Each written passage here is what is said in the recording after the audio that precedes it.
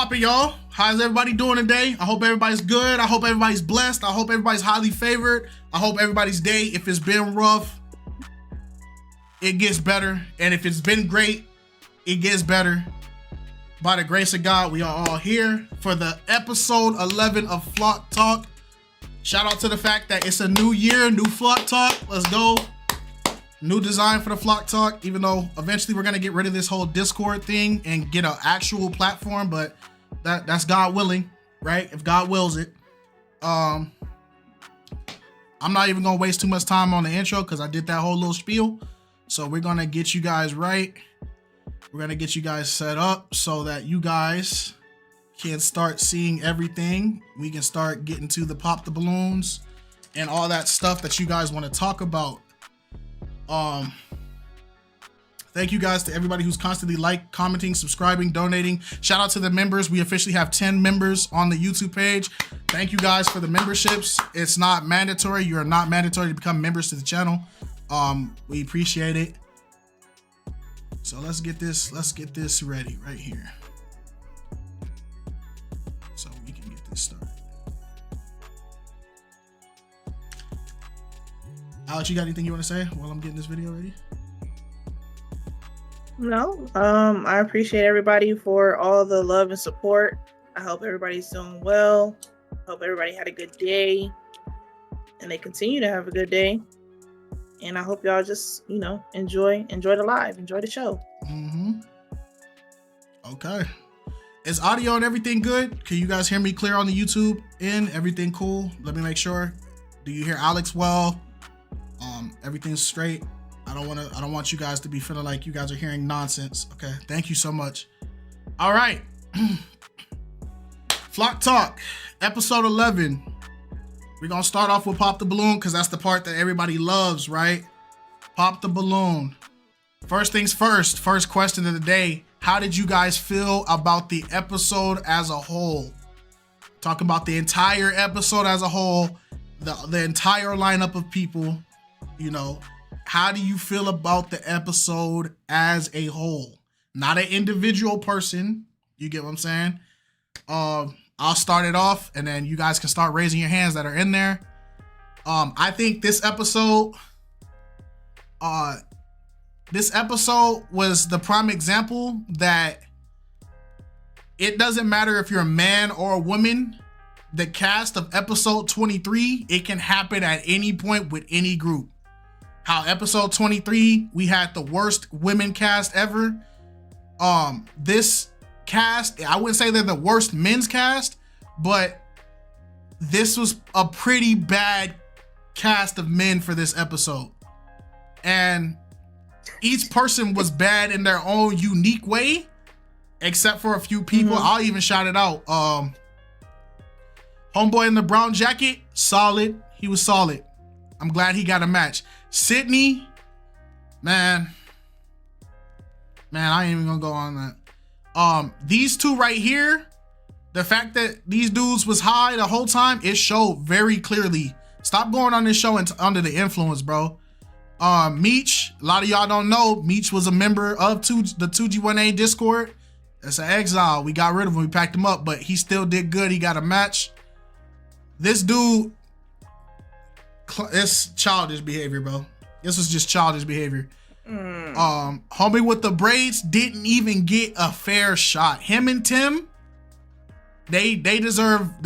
Tim deserves his own little blind date love. Get him a match. He been on too much. This dude didn't even get a fair shot. He got popped every single time, and he wasn't even the shortest person there. So that's just my opinion. Alex, how you feel?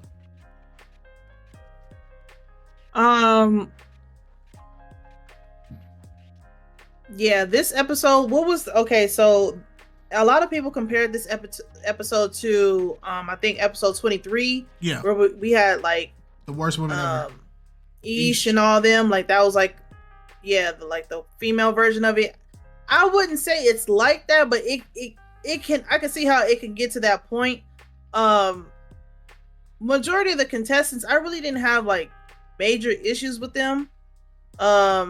Sydney is Sydney, of course. Sydney is cool, but Sydney is Sydney. So we've seen him a couple times, so we know what to expect from him.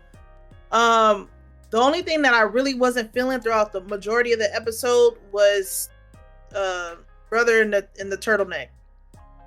That he was beyond disrespectful. But I wish Tim would have got a match. I wish the brother on the end with the locks that has the food truck company, I wish he would have got a match. But yeah, for the most part, like the episode, it had a lot of stuff going on. It was wild. Not gonna lie. Okay. All right, you guys can start raising your hands if you guys have something you guys want to talk about this episode. Go ahead. Let's get them hands up. Hands up. Hands up. I forgot to do the check to make sure everybody's hands was working, but I think I saw Chris's hands up. If he's still in here. It's disabled? Okay, I got you. There we go. Hands up. Yeah, I had disabled it earlier because yeah. No, that's fine. Hands be up and we don't even be started yet. That's fine. That's fine. All right. There you go. Okay. Monet first, Chris second, and then we'll do Yeshua third. Monet, how you doing, twin? I'm doing pretty good. How about you? We all right. I'd say this episode was a prime example of like when it comes to like the dating atmosphere, it's not just one side. Like in my opinion, like this episode was a prime example that it really is both sides. Like it really is both the men and the women when it comes to the dating atmosphere.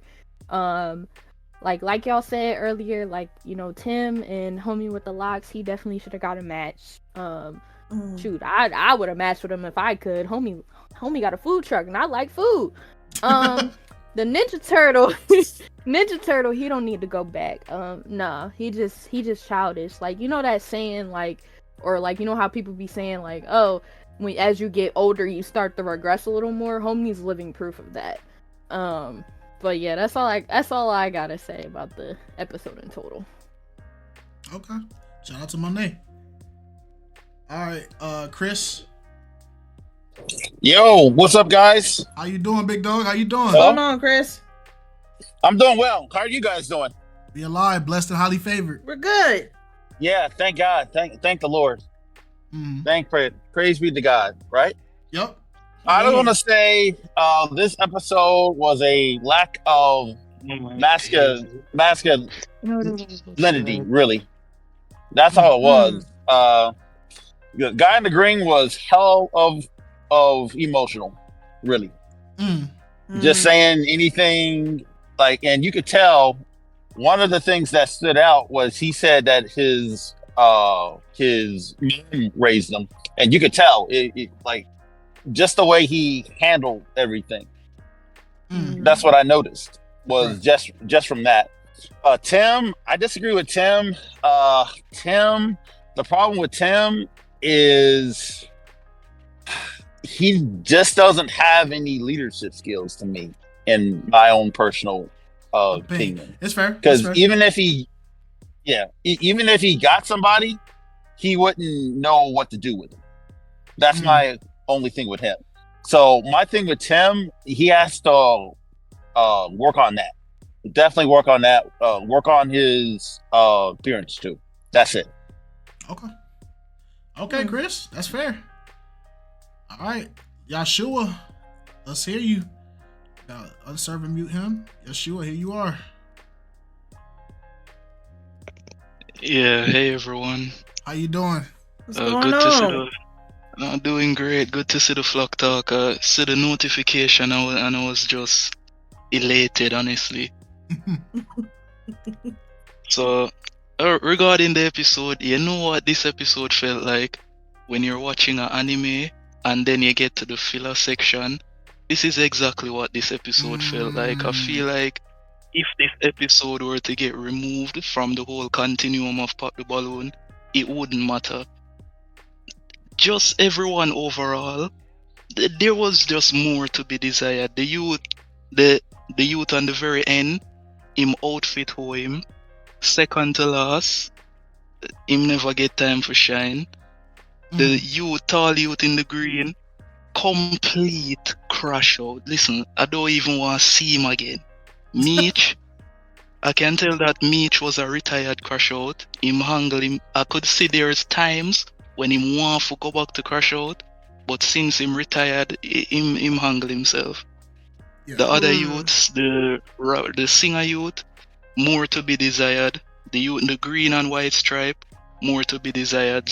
Sydney, I don't want to see Sydney again. I've had enough of Sydney. Please, I've had enough of Sydney. And the first youth, him just look like he wasn't prepared at all. The first youth just, every question we ask is like him making up something on the spot. So the filler episode, I need to see better. So that's about it. Okay. That's valid. That's valid. Thank you, Yeshua. Stepper, you up next. Yo. How you doing? What's up, people? What's going on? I'm good. You know, chilling. This episode just, hey, whatever. I don't really have any thoughts on it, but you know, this episode is just, hey, you know what? It is what it is. I guess everybody just have their own way. I guess everybody just have their own way of just coming on the episode and just crashing out their own way. Hey. Yeah. That's That's a fair way to put it. Just hey, whatever. Stepper feels, that's what I'm he saying. sounds so defeated. Why do you sound so defeated? Nah, I don't even sound defeated though. I'm just saying, like, you know, just be like, hey, you know what? It is what it is. Okay, that's fair. That's fair. Just Jules, whatever at this point, you know. hey, by the way, Jules, I've accepted your permission to speak. You got to just accept it, big dog. But you've been able to come up here. But go ahead, Step, and finish what you were saying, gang. Oh no, I'm just saying, like, you know, it's whatever. Episode just, hey, it's whatever, you know. Okay, that's a fair assessment, bro. Sometimes it be like that, where it's just like, it's like, how you feel about this? It's okay, I guess. Like, I feel you. All right. Yeah. Oh, I did not mean to move him while he was talking. My bad. My fault, Stephen. My fault. It's all love. It's not letting you speak. Hold on. Try raising your hand again, Jules. Okay. We have Miles next. Miles. Hey, how you guys doing? Good, how are you?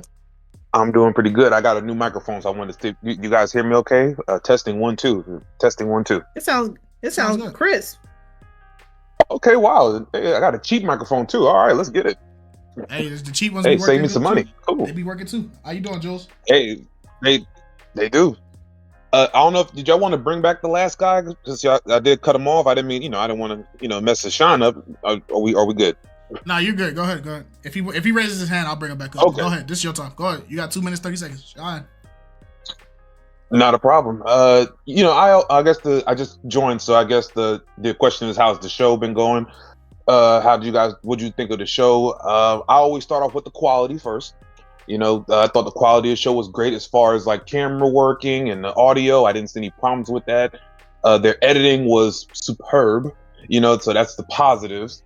As far as the people on the show, I'm gonna say this. When it's my turn to speak again, I'm gonna definitely touch on some stuff that's been really trendy lately. And I'm going to really break down on the elephant in the room about height and why we should really stop glorifying that. So that I will be putting that in there at some point in my discussion when I come back on. But there's been a trend that's been happening for the past few episodes that I'm going to definitely break down. Hopefully I get a chance to speak on it. But other than that, I thought the show was great because it did put awareness of something that is trendy that's going on in the real world right now. So I hope we can really discuss it. Okay, tonight. So because you brung it up, we can make that the second topic that we'll go to since you brung it up. So let's get through this one, and then I'll drag you up so you can start it off and let that be the next topic. All right. Oh, thank you. Yep. All right. I'm gonna drag you down. Okay. Really, Kai. Jules, let's see if you fix. My fault, Key. You good. yeah, just again, just wishing y'all safety and abundance and everything like that. Sorry that everything's going on with y'all. Thank you. As far as it goes for this episode, I think we got a really prime example of lack of intentionality as far as like people not taking the time to get clear about what they really want. Like when you don't do the work, because it is work, it is work. Self-awareness is work to be aware of what you want, what you need, and get clear about that. When you don't do that, this is the result, and so I mean, of course, the what was it, my name is Vernon, I'm 40. Vernon and 40. Vernon and 40.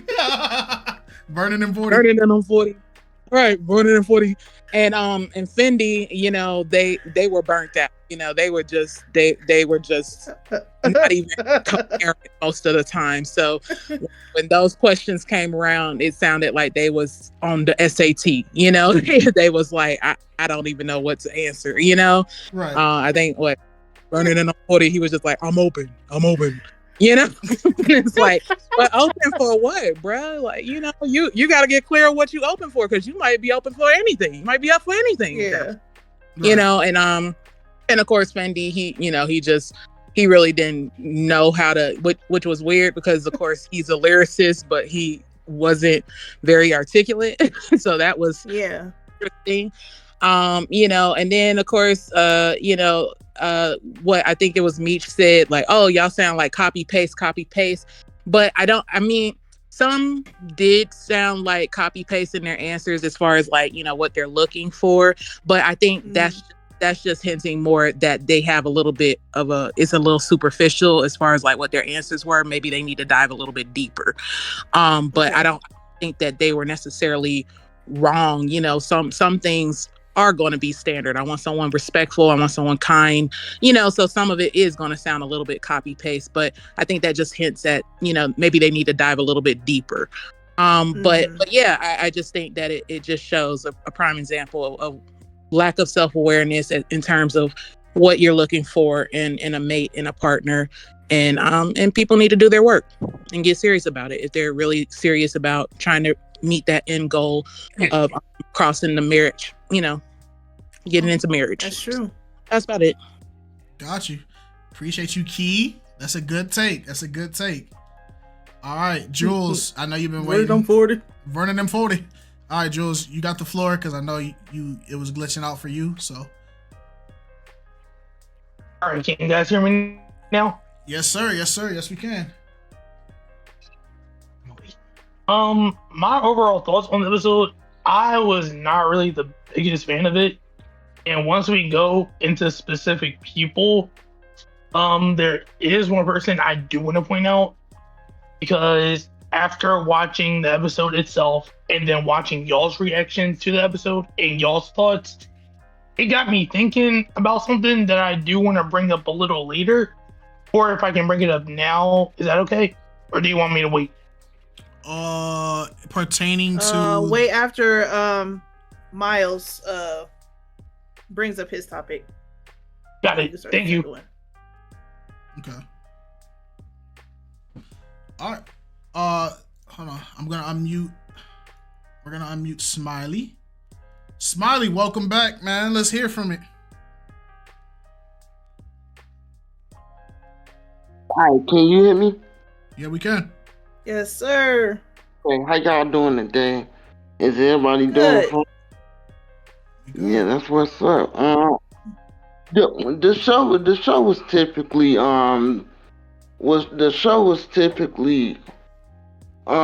wasn't a good show. Like, I don't really got nothing to say about that, but I do got more of a positive thing.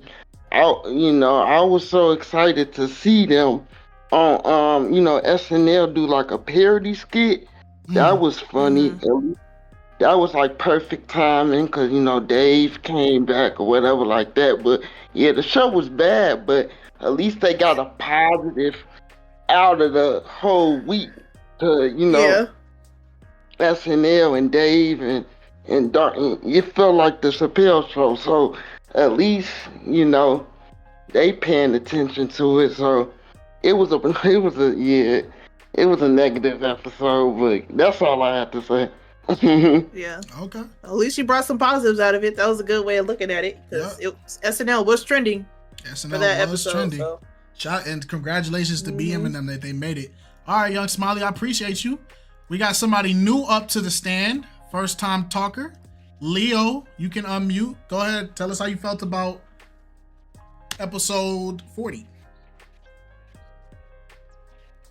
Hey, y'all, can you hear me? Yes, ma'am. Yes, we can. Okay. I'm actually not new. I've talked before, but appreciate the shout out. And I was gonna say, I hear y'all talking about the losing power every time. I'm sending many prayers to y'all out there in California. I know you hear about it. So, Leo, what was your name before? What was your name before? I'm really. She had a different profile picture. I just had a different picture. Oh, okay, Yeah. okay. My fault. Yeah, no worries. I don't really got too much to say about the contestants. I mean, I think they displayed themselves. They said enough of themselves. But what I will say is something I'm noticing is like, it seems to me with each of these episodes, the maturity level is improving, which I do appreciate. It makes it a little more bearable to watch. I mean, I know we got a couple clowns here and there, right? But for the most part, it seems like maturity level is improving on the show. And also, I'm really appreciated how BM is editing and censoring and all that. I mean, I'm just thinking about the dude in the turtleneck with the last contestant. They didn't even let him talk, and he probably clowned himself. That's why. Oh yeah, they cut it. They cut his clip. Yeah, completely. Completely. So I think that the show is definitely improving in that way. They may not have too much control over the contestants and how they act on their show, but the censorship and the editing and the maturity level, I think is definitely getting better. I'm loving it. Okay. That's good. It's a great take. All right, Leo, we appreciate you. Hopefully you speak more. Okay, Vita Vegas. Big Vita, go ahead, unmute. Let us know how you felt about episode 40. I'm weak. I'm gonna keep it short because I don't want Wes to cut me off because I am a yapper.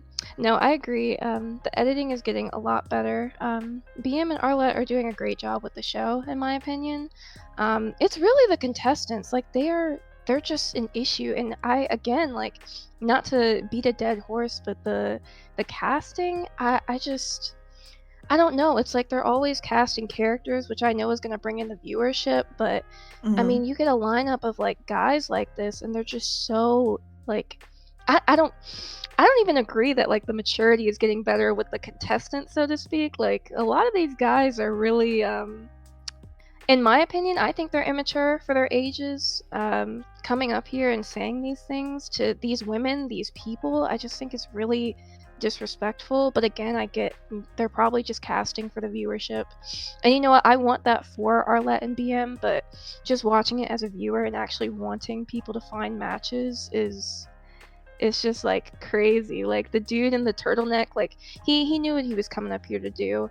And also another thing, I wish they would change the way they dress, because we've heard over and over again people just calling people out for the way they dress. And a lot of it is because their aesthetics don't match. Like you get these professional people coming on looking for a match, and then you see people who are dressed completely differently. It's just not, I'm not even gonna lie, like I would probably pop too. Like the Gucci guy, like that doesn't match my aesthetic. The dude with the cap, that doesn't match my aesthetic. Like I'm gonna make that kind of assumption. It's just not it's not my style.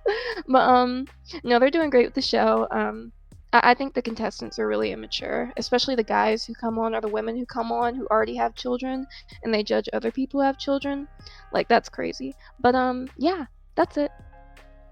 Okay. Shout out Vita. Gotcha. All right. Nah, everybody didn't like the Gucci nipple tassels.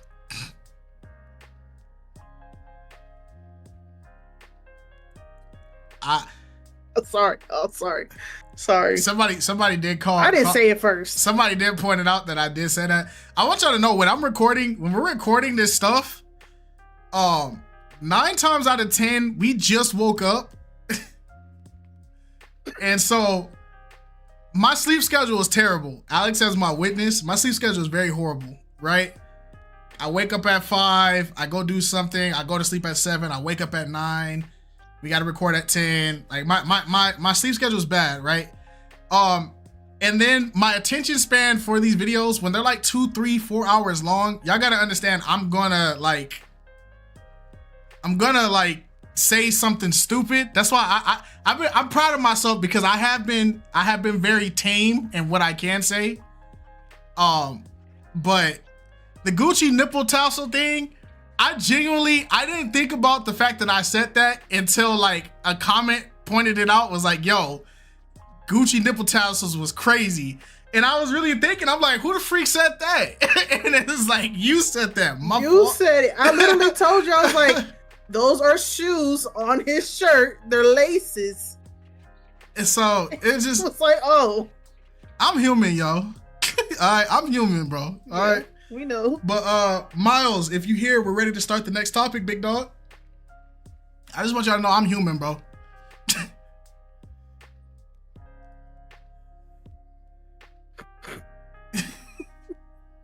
It's all good, man. Unacceptable.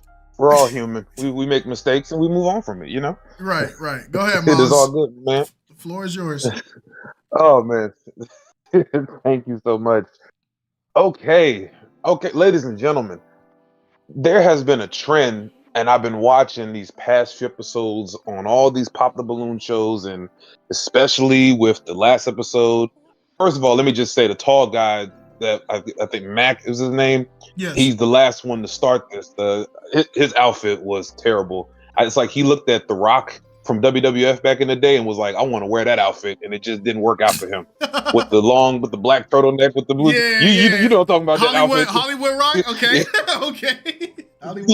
Yeah. He thought he was gonna eat with that outfit. I'm like, nah, you not The Rock, bro. You can't do that. Yeah, only The Rock can wear that outfit and pull it off. That you don't wear that. But there's been a trend that's been going on with the fellas and then the ladies too, where too many of us we're chasing something that's not realistic. And you see on the show personally, you'll see some good men out there. And then you're like, okay, these good men have a good chance. And then now they get popped because they're always searching for something taller. And then when they finally get to the tall guy, what happens? The tall guy ruins their spirit, breaks their heart, very rude and obnoxious. And I was like, this is getting too trendy of these tall guys feeling themselves too much. I think we messed up a little bit as far as a race. I think we glorified the tall guy and we glorified the beautiful woman way too much. And they're starting to feel themselves on these shows a little bit. With the guy Mac, he was acting obnoxious. All the girls wanted him because he was tall. Mm-hmm. You just saw the last week with the other tall guy who said he don't like quitters. They liked him too. The guy Antoine, the top flight security specialist, handsome man, same thing. Girls wanted him, and then one girl was like, "Nah, you be thirst trapping on the internet." We all know the Dr. Elam, same thing. What's the common denominator? They're all over 6'4", 6'5". So I think my question is, when do we get to a point where we stop glorifying something that's non-realistic if you're trying to find something realistic? Because once you start getting into the 1%, it's basically now you're in a situation where they start feeling themselves. And it's not just the fellas, it's also the girls too. You see a lot of these guys hold out for the cutest girl possible, and then she's the most rude. So it's like, when do we get to a point where we, leave it alone and finally just deal with someone realistic versus someone that's not realistic. So your question is, say it in a way that like, can you like summarize the question that way? Paraphrase it. Yeah, that way everybody can have a general aim at what they're about to talk about. So absolutely. My question is, when you go on the Pop the Balloon show and you're trying to find a match, he's like, how do we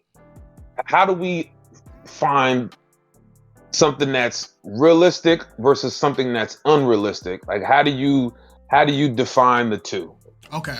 So how do you define something that is realistic versus unrealistic when you're finding your match? Okay, that's a great question. All right, y'all, that's the question. That's the topic. How do you find something, or how do you define something that is realistic and unrealistic when finding your match? Let's see. Raise your hand.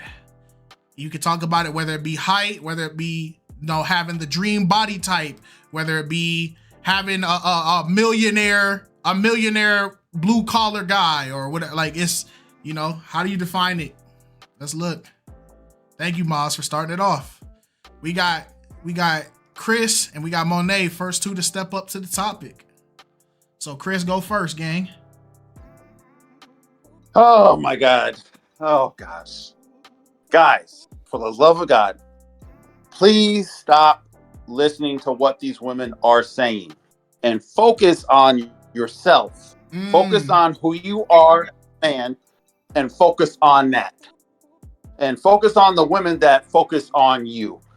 Listen, I'm 6'1", and I actually had a date tonight, and I actually got flaked on. So I'm a tall dude, and I got flaked on. So if it was all about height, that woman would have literally met with me tonight. So it's not about your height. It's about your confidence and your masculinity as a man. That's what it's all about, guys. Okay. Hey, you know what? That's a good point. I'm sorry that happened to you, Chris. No, but you know what? I respect it, because that's a real one to say. Like, a lot of people are gonna be like, oh, I had a date, like I flaked on her, or they be capping on the raps. Bro, really, like, he really about it. Like, hey, she flaked on me. It is what it is. Life move on. You feel me? Like, that's what I'm talking about. I like that. Nah, I respect that, Chris, on everything. All right, Monet. Yeah, I'm a tall dude. So yeah, go ahead. No, go ahead. Finish your thought. Go ahead. Like, I'm a tall guy, and I get women that flick on me or say stuff about me, but it's okay, because I don't focus on them. I focus on me, and I focus on the women that want to deal with me. I don't care if you're 5'2". I'm telling you guys, focus on you and what you want as a man. And this goes to the reason why these guys want these cute women, because they haven't really focused on who they are as men. So they don't really know what they actually like. They focus on what they see on Instagram and all that stuff. That's why. No, hold on. He cooking. He's cooking. Hold on. He's cooking. Hold on. No, he's right. He right though. Because it's like I told y'all, when I told you about how me and Alex got together, I got with Alex when I got to a point in my life where I said, all right, I don't really care about the females no more. I don't really care about none of that. I'm just focused on, I'm at college. I got to get my bread. I'm going to do me. I'm back in the gym. I'm getting everything right. I really don't care about nothing. If I find a chick, I find a chick. Right when I said that, the next week, on my grind, ran into Alex. I'm being so serious. So what he's saying is facts. It's facts. It's facts. All right, Chris. I appreciate you, gang. Monet, it's time to unmute you. Hi. Hello. I'm back. You remember the topic? Yeah, I remember the topic. How do you find something that is realistic versus unrealistic when finding a match? Right. Well, I will say I'll break it down into a part where realistically what I want in a man is very attainable. Someone who's a man of God, and someone who has respect for, people, women in general, but, respect for people. That is realistic. Now, my unrealistic thing that I would like a man that's taller than me. But you know, the demographic of men nowadays, some of them are just short. And that's the reality that I have to live with.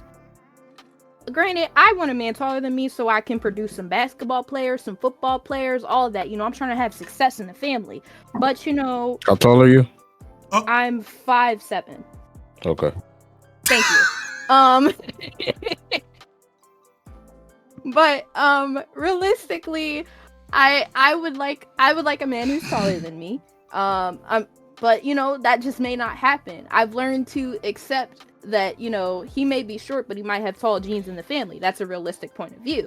So while I don't try to look on surface level aspects of a person, it can be hard because looks are the first thing that you see on a person. So you're going to want something unrealistically because you're just looking at them off first glance. If we're talking about pop the balloon in general or just some random occurrence, you're gonna have an unrealistic expectation when you first see this person. So I guess like when it all comes down to just like when it just comes down to it, I kind of just think about what do I want in the long term versus what do I want that can fade away. Because a guy can look good, but it can fade away.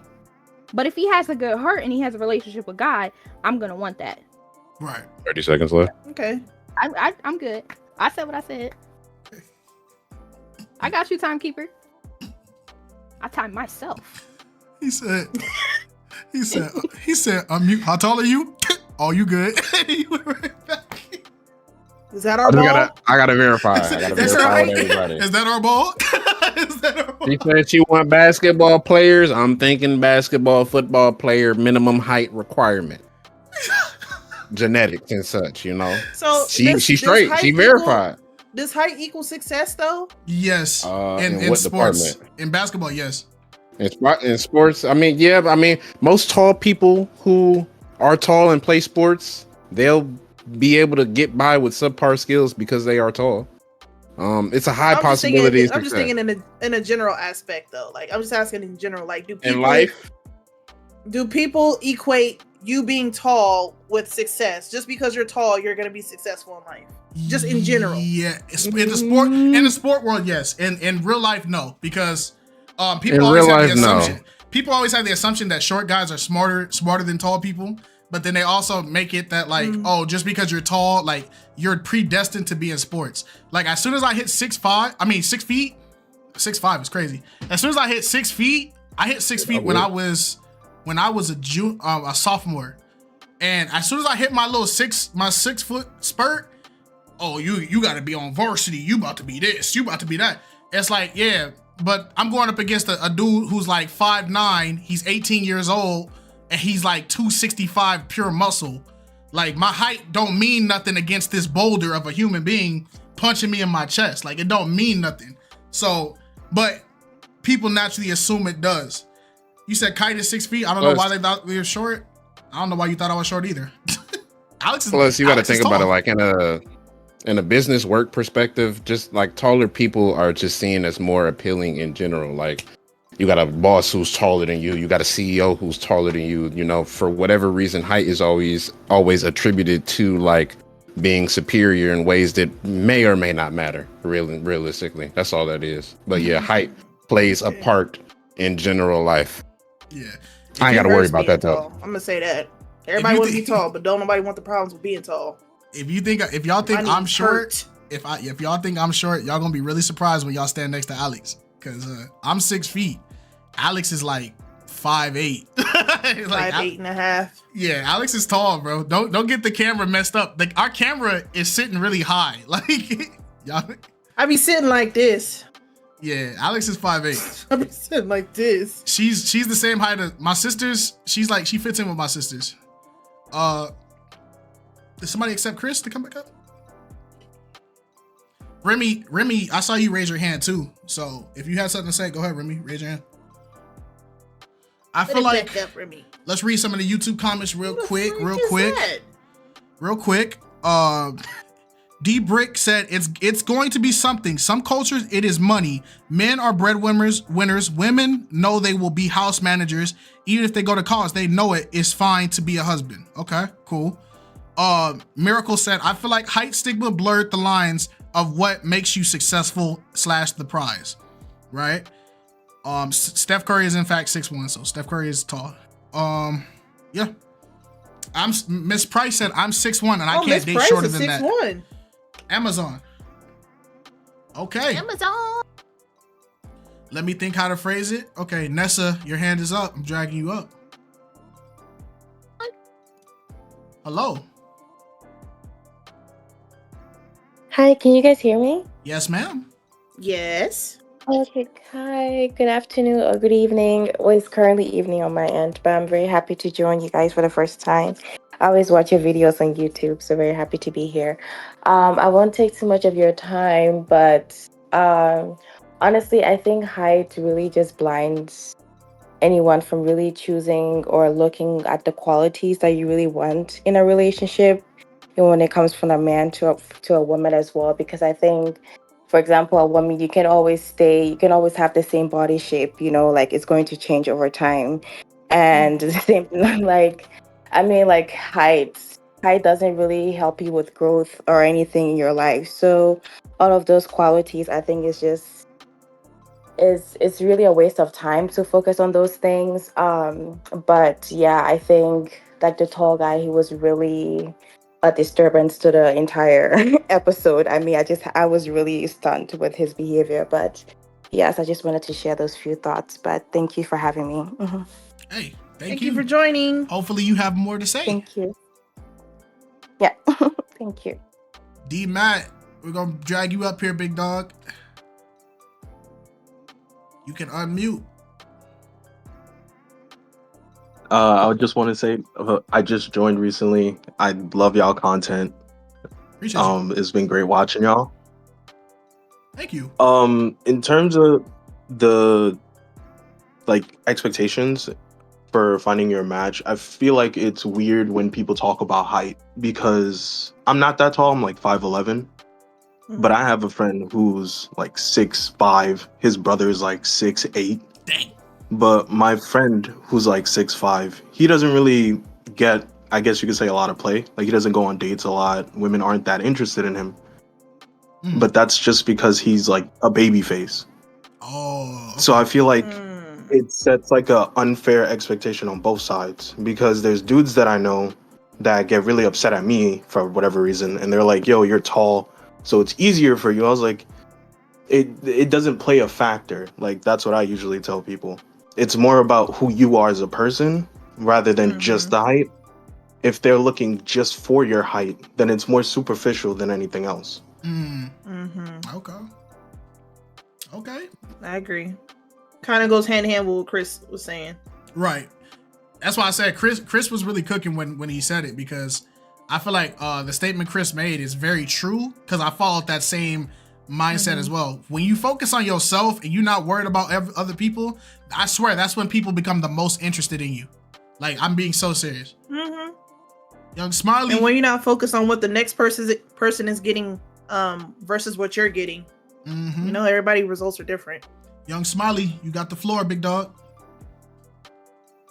Yeah, I only got to really say height is really a seeable thing.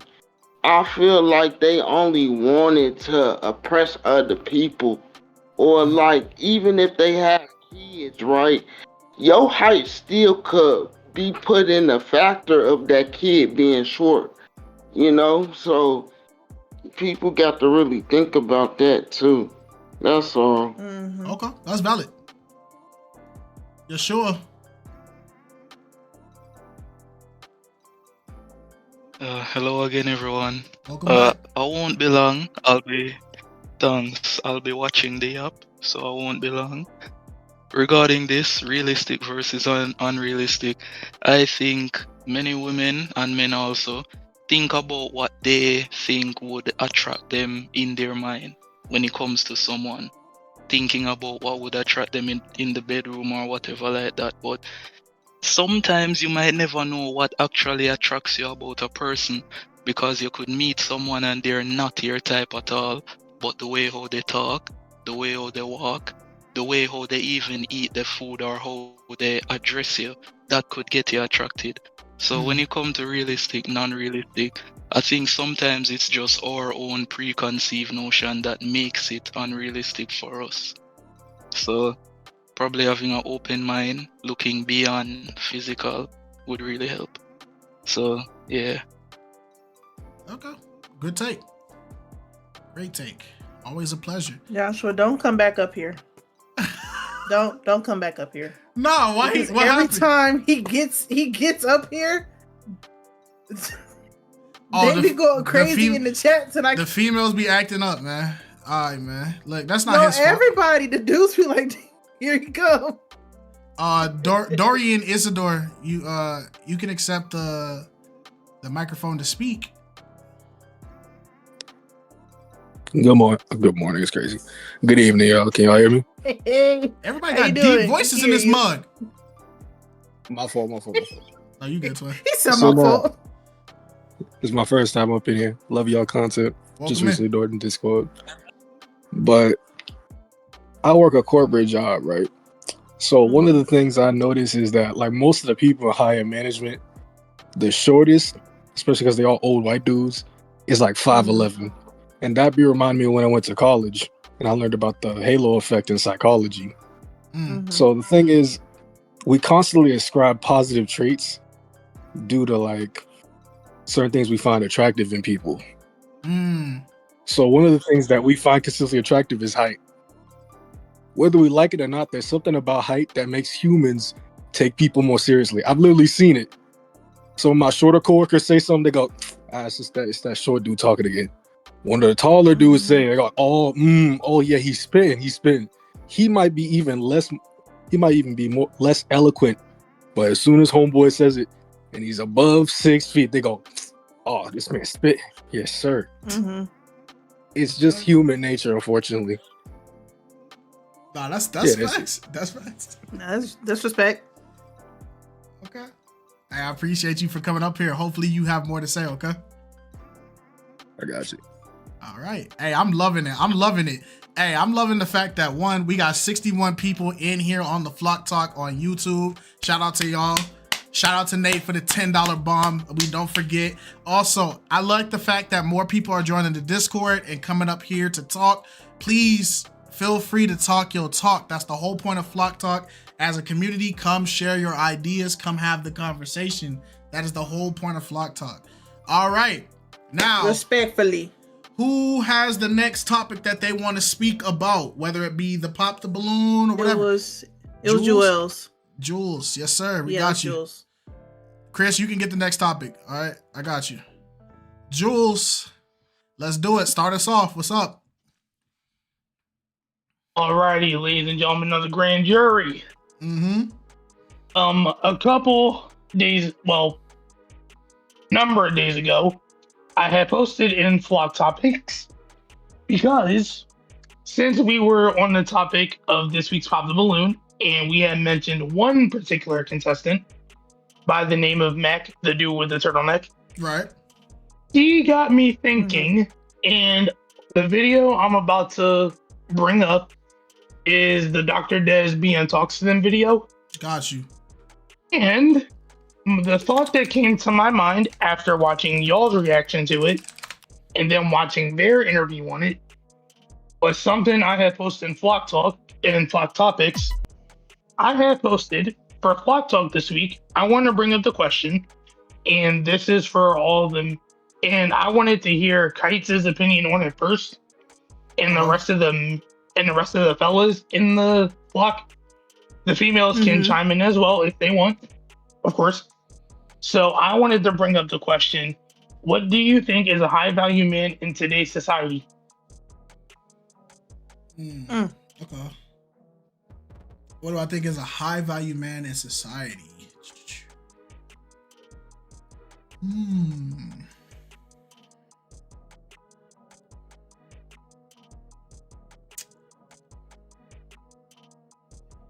Well, I think the reason why this question is hard for me to answer is because how I value people, or like how I see people in statures, is not necessarily about how they look and or how much they have. I rate people on scales like based off of like the virtue or like the respect that a person can command or present, right? So for me, status, because high value's basic status is you encircle yourself around people who are high valued. You make a certain income. You are you are in shape. You have a career that is desirable both to people.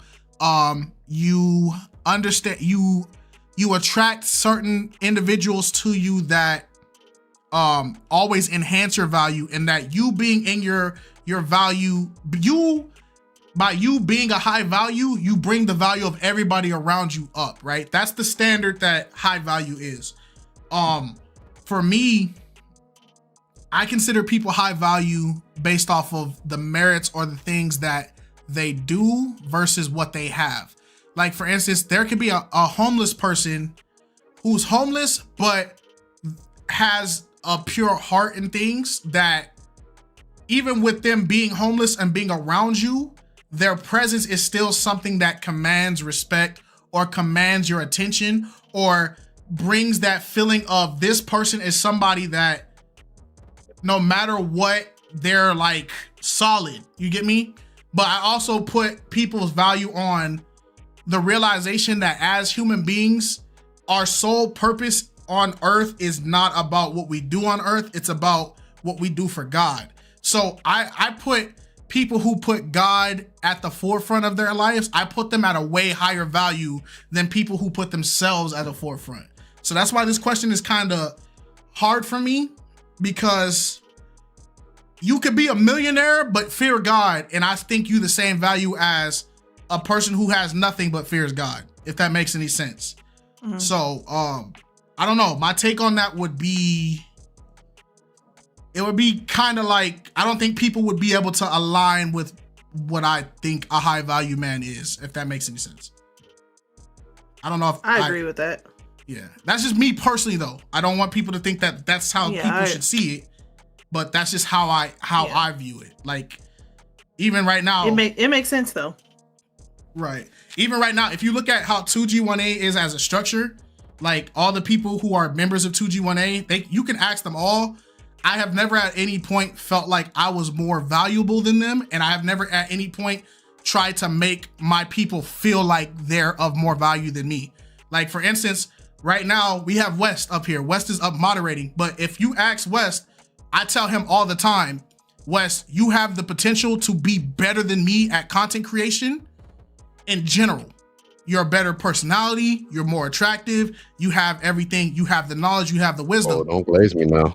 All right, see, and this is why we can't. Don't do it to him now. Don't do it to him now. I was about to say, don't make me feel, don't do too much. But nah, all jokes aside, I was going to chime in on the topic. Outside of the high value men thing in and of itself, because that will stem into something completely different. I was just gonna say, like, my entire friend group is high value. Like, I value every single person around me. Every conversation we have, whether or not our opinions differentiate or we argue with each other or debate with each other, whatever the case may be, at the end of the day, I love and care about all the people that I associate with. All the people that I associate with bring me some type of value, whether it is like mental stimulation in the conversations we have, the intelligence, the entertainment, whatever the case may be. Like, the people I surround me only uplift me. And that's kind of like what I would even say, like, how high value means in and of itself. You have to have people who actually bring you something, not just do something for you, but they bring you something. Now, whether or not people do something for you, that's a different conversation in and of itself. But like, everybody that I have has contributed to my life in a positive way and has helped push me forward in whatever way I deem necessary or fit to like get across like my life. I definitely would not be in the place that I'm at right now if I did not have my friends. That's just like clear cut, and my family and God, obviously. Like, those is the people that got me through like the things that I went through. You have to like have a definition of what high value means in and of itself for you to kind of like taper your expectations and your interactions with people. Mm-hmm. That's just period. Right. Well said. And that's a member of 2G1A that spoke. And that's a prime example. So I guess he's an educated thug. But I'm gonna start bringing people up. On mute. I'm gonna start bringing people up to answer his question. What is high value to you? What do you define as high value? Let me ask some YouTube people real quick before you guys unmute. So, Risa said KiteZz is cooking though. I appreciate you. Alice said same. I agree, Risa. Chill Vibes, welcome to the stream. Hope you settle in. Hope you're good. Miracle Home said glaze. Oh, all right, my fault. D Brick said income. A man calling himself high value is leading with his money. Okay, fair take. Queen said, to me, high value men, resourceful, creative, intelligent, God-fearing, prophetic, and will ride for me. Parentheses, stick up for me till the end. Okay, that's a fair assessment. Nate said, well, I got a private jet and 30K in my mouth, so I'm automatically a high value. All right. Who did I bring up first? I think I brought up Vita first. So we're gonna do Vita. Yeah, Vita, D-Matt. And then Leo. And then I'm going to go use the bathroom really fast. Vita, go ahead and start your point. Oh, start? Yep. Okay. Yeah, I hate like trying to label men or women as high value, because I don't want to sound controversial, but I hate like putting this like capitalistic endeavor like on people, like seeking out people like their products or looking at them that way, like trying to pick people off of the shelf. Like that's kind of what I like, the vibe I get when I hear like looking or seeking a high value person, because it's going to differ from person to person. Like Wes said, you're likely to surround yourself with people who are going to lift you up. Like my two best friends, they got their masters and they helped me get my masters. Like they were supporting me throughout like grad school and like just telling me don't give up, like push through it, like you got it. It was never about like stepping over people. It's about surrounding yourself with people who are gonna lift you up. So that's kind of like, everybody's gonna have a different answer when it comes to what's high value to them. So I mean, really, I think the question is, what do you like favor in your partner? What do you want in somebody who you're going to spend with, for the rest of your life, who's going to lift you up and, be there for you when you need them?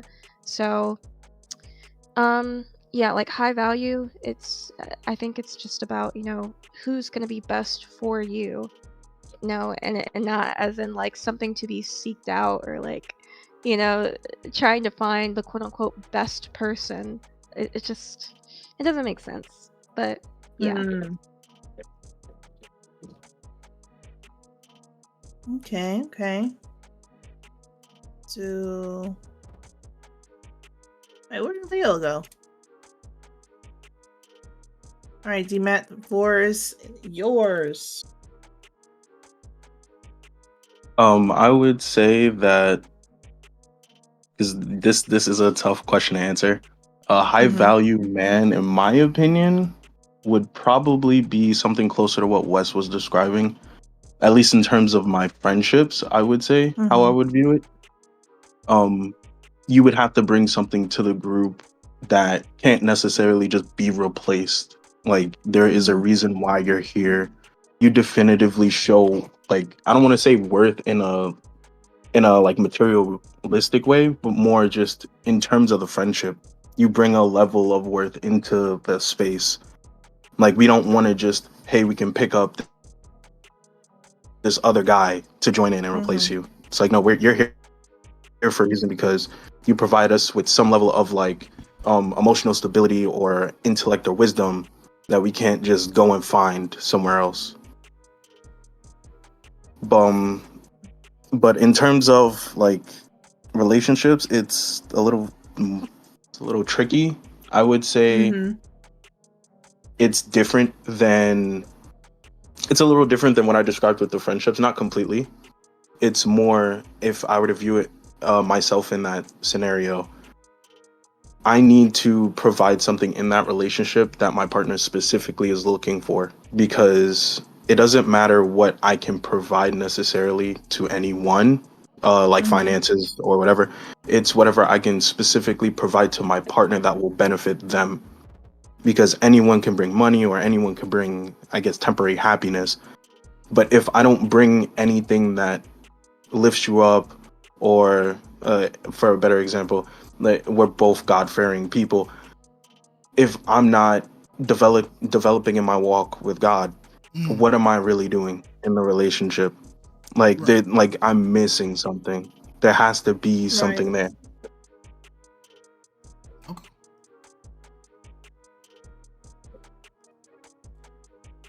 That's valid. I thought Leo had to speak. Did she already speak? No, I think she left. Oh, okay. Understandable. Yeah. It happens. All right. Chris, go ahead. Well, first of all, I don't believe in the high value man stuff, because ever since Kevin Samuels started, it was a cult. Really, it seems like a cult to me. Talk about it. And the reason why I say that's all men talk about. I want to be this and I want to be that. And all right, let's get down to the real reason why every man wants to be high value, because they want to be desired by women. That's it. So that's their way of, quote unquote, trying to get genuine desirability. But I got news for you. That starts from you being masculine. You know, and a lot of guys don't have a identity. And they focus on this high value because they don't know who they are as men. When you don't have an identity, you basically have to reach out to look for it somewhere else. Right. And that's really what it comes down to, is men don't have their own masculine identity. So they're reaching out and looking for it in different ways. That's it. And that's why I don't believe in that. Okay. No, I agree. I agree with that wholeheartedly, because even he made a good point, because it does come off like cultish and stuff like that. But I do think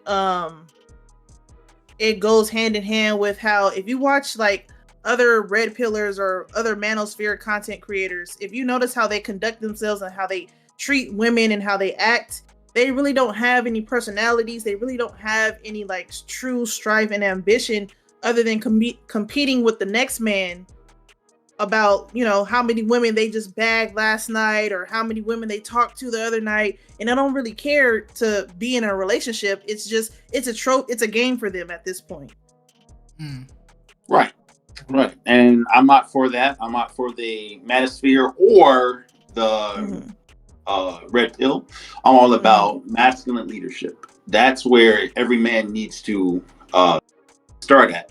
And that's what God has put us on this earth to do, is to bring the light back to God. That's what us men's responsibility is, to show the women their light back to God.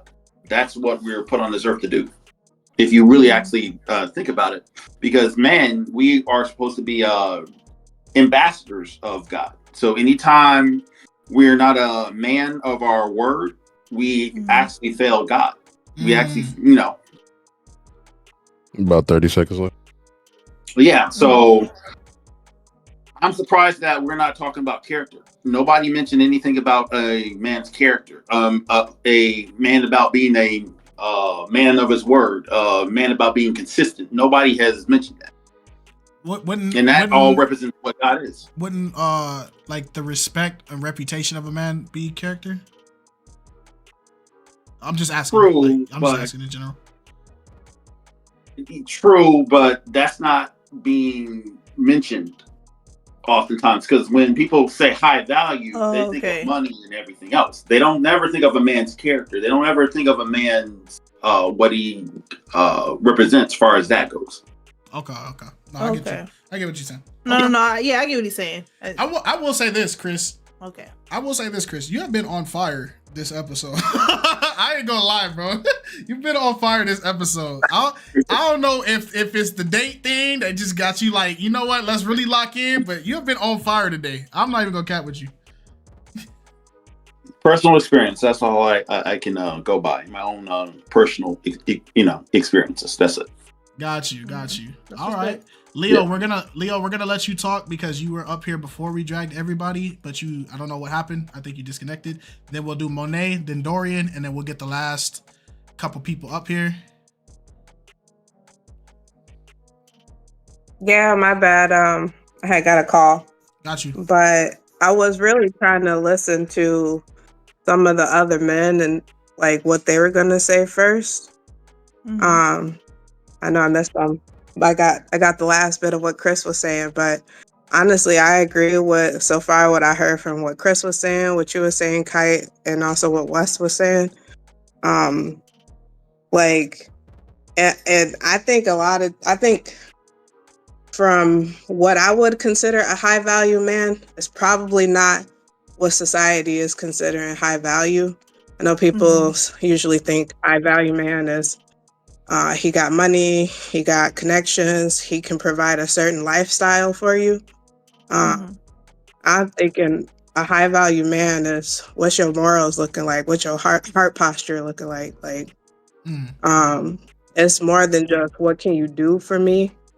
It's like how can you add value not only to my life, how can you add to my character, how can you uplift and encourage me, but how can you also uplift and encourage the people around you? I think a high value person is going to be a high value person is anybody that adds quality to a conversation, quality to a person's life.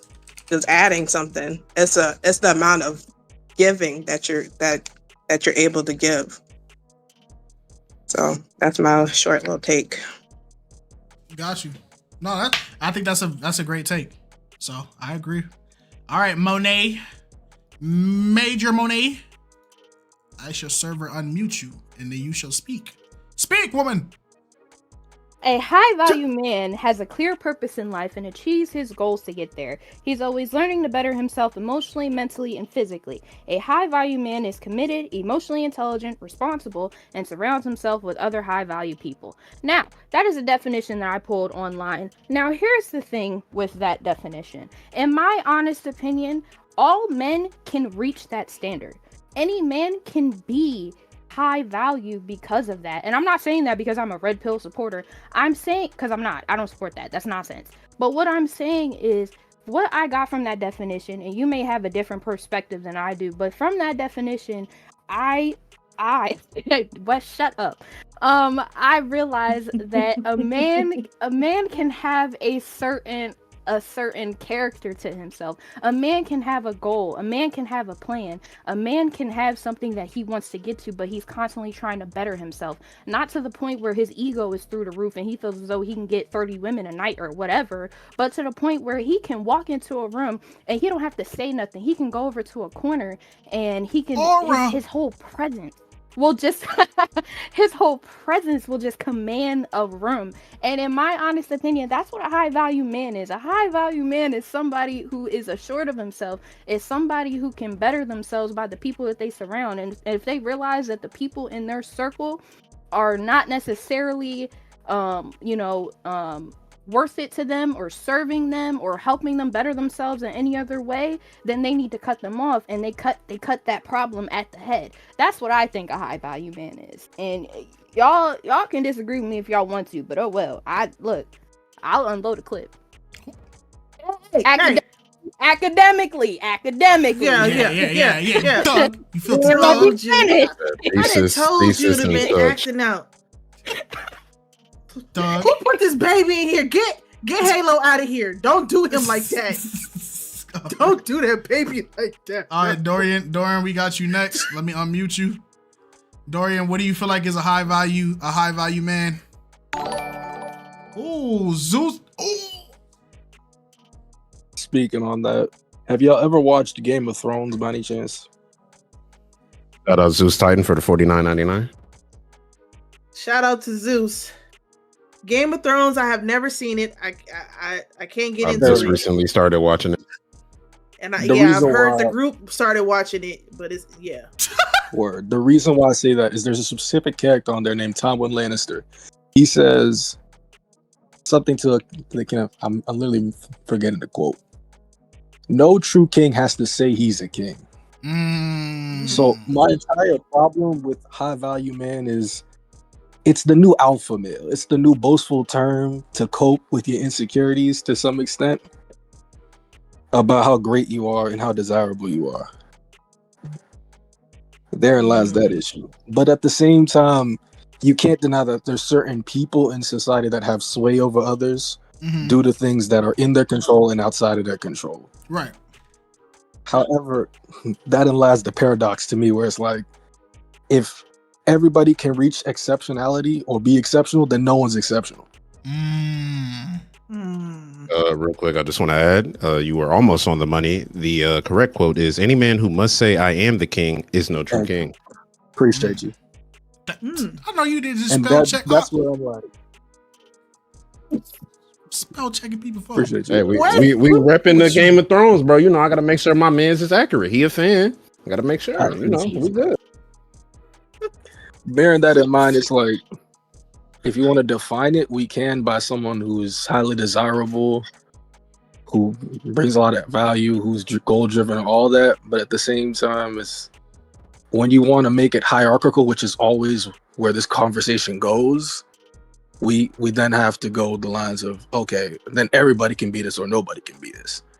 That's why personally, as I get older, I'm just like, I don't really care about this because ultimately I want to be a God-driven man who has a family. So standing at the top of society, looking down at people, it's not in my purview. I just want to have a wife and kids, bro. I'm good on all that. Hey, yeah, that's about it. Oh God. Oh God, indeed. I appreciate you, Dorian. Oh.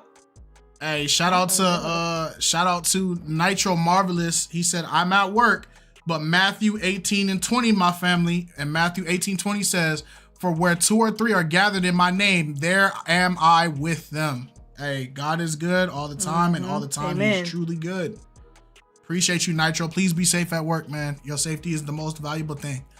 All right. And put a jacket on. It's cold over there. Miles, go ahead, man. The floor is yours. Let's talk about high value. All right, high value. Well, as y'all know, there's an unrealistic expectation on high value, and there's realistic. So, unrealistic. What's a high value man? Hey man, over 6 foot. I got $1 million watch. I got 30K in my mouth. I make money in my sleep. I got a jet. High value. I got an alligator that does ballet. Because I got enough money to afford that. That's why I'm high value, son. You know what I'm saying? I got that. I got that ugly money. I got that Dubai money, son. That's high value. Okay. That's the unrealistic, but the high value stuff. And every woman want me, but they can't have me because I'm high value. So that's what the high value stuff is. What the unrealistic thing, right? It's kind of like using words that don't make sense. It's kind of like when you hear like a basketball player says, "Yo, you got a killer mentality." To someone who boxes, they look at that as like, "Well, you're not a killer, so stop saying that. You just put a ball in the hole." Why do you guys say killer mentality? They're not killers. They're just playing basketball. Chill out. So high value in real life is this. I was in the hospital and I was next to a guy who was in the hospital with me. He had a stroke and I had brain surgery. We were in the hospital for literally 30 days and he had nobody come and see him. And I had a total of 300 people come and see me. And when you really get down to it, that's high value right there. The fact that I had 300 people to come see me, check on me, feed me, take care of me, scratch my back, wash my hair, cut my toenails, feed me when I couldn't pick up a fork, pick me up out the bed and take me to the lobby and chill and stuff like that. That's high value. High value is when you're respecting the community so much that they say to your mother, oh snap, I know your son. Let me pump your gas for you. You're okay. Let me help you with the groceries. Hey, y'all, this is Miles' mother right here. High value is when I see a kid who I know in the neighborhood about to get jumped by some gangsters. And I'm like, oh, no, that's my man's. And they're like, oh, snap, he with you, Miles? All right, cool. We good. That's high value. And that's real high value. I can't speak on the other stuff though, but I know that's real high value when everything's all said and done, and how your people perceive you and how people galvanize around you without you having to say anything and do anything, whether you're there or not, whether you're rich or poor. High value is the definition of your character and what people truly think of you and how people respect you enough 15 to seconds. love you. And that's the true definition of high value. I love that. I'm clapping. That right there, that sums up a perfect example of what I agree high value is, Miles. That boy cooking, boy. Hey, everybody on fire tonight, man. That's what I love, bro. Flock Talk really bring out the intellectuals, It's a new year. bro. It's a new version of Flock Talk. You gotta use your brains for real, bro. Like, real talk, bro. Real talk. Look at Risa. Risa, where you been at? Risa done snuck in the chat. Girl, you done made it to the other side. Man, She done made it to the other side. All right, man. Yeshua, go ahead, man. It's your turn. And then we're going to go to Smiley, then L Dragon. L Dragon, welcome, brother. I'm glad you made it. Yeshua, go ahead, man. Yeah. So regarding this high value man thing, when high value man first came about, it all revolved around women. What a man is or what a man can be to get the most women. So if a man has status, he has more attention, more respect to get women, more money, able to cater to more women. Appearance and everything was just shallow based on getting women. That word shouldn't even exist in my opinion. However, if I am to give a definition for that in this day and age, seeing as though people are mostly moving away from surface level things, a high value man is first and foremost has a firm foundation with Jesus Christ, living his life through the Bible, because everything a high value man is, living through the Bible will get you that. You will have your finances in order because God doesn't like lazy people. Right. God says you shouldn't be lazy, you should work. You will have a good character because God says you should live for your neighbor, live for people instead of your own selfish gain. You know, and you will be good with women because God supports marriage. So obviously God will teach you how to get a woman, how to treat a woman, talk to a woman. So a high value man first has a firm relationship with Jesus Christ and lives his life through the Bible, because that will give you all the qualities that you need. So that's it. Man, this is a great vlog talk, bro. It's good, Joshua. Nah, y'all in here going stupid. Let's go. I'm happy for it. Good job, Joshua. Man, I love the community, bro. Nitro Marvelous dropped a $2 bomb. He said, normally I disagree with Miles, but he could. See, Miles, you out here saying some great stuff. You got your ops out here praising you, dog. That's what's crazy out here, boy. Hey, young Smiley, come on, keep the heat going, bro. Let's go. What's high value to you? This is what. First off, this is one of the greatest. This is probably the greatest episode of Flock Talk ever. Everybody going fast and everybody got good points. But I wanted to add on what Miles was saying, and I could even go deeper on when he said 300 people was going to visit him. So I'm gonna go deeper, right? Go ahead. When you pass away, you want a lot of people at your funeral. You get what I'm saying? Because I experienced this guy in my family. He only had 2 people at his funeral. 2. You get what I'm saying? And that right there made me cry because I'm like, his family didn't even come out. Right. But only 2 people, and that was including me and another person. So I just want to think about that. Make sure y'all treat everybody good so they could be at your homecoming. Right. You get what I'm saying? When you go up to the heavens. Right. Forget all. Just treat everybody nice. Spread positivity, man. Shout out to Big Smiley. Hey, I respect that 100%. Yeah. That's what's up, man. That's what's up. Yeah, it's all about making an impact. For real.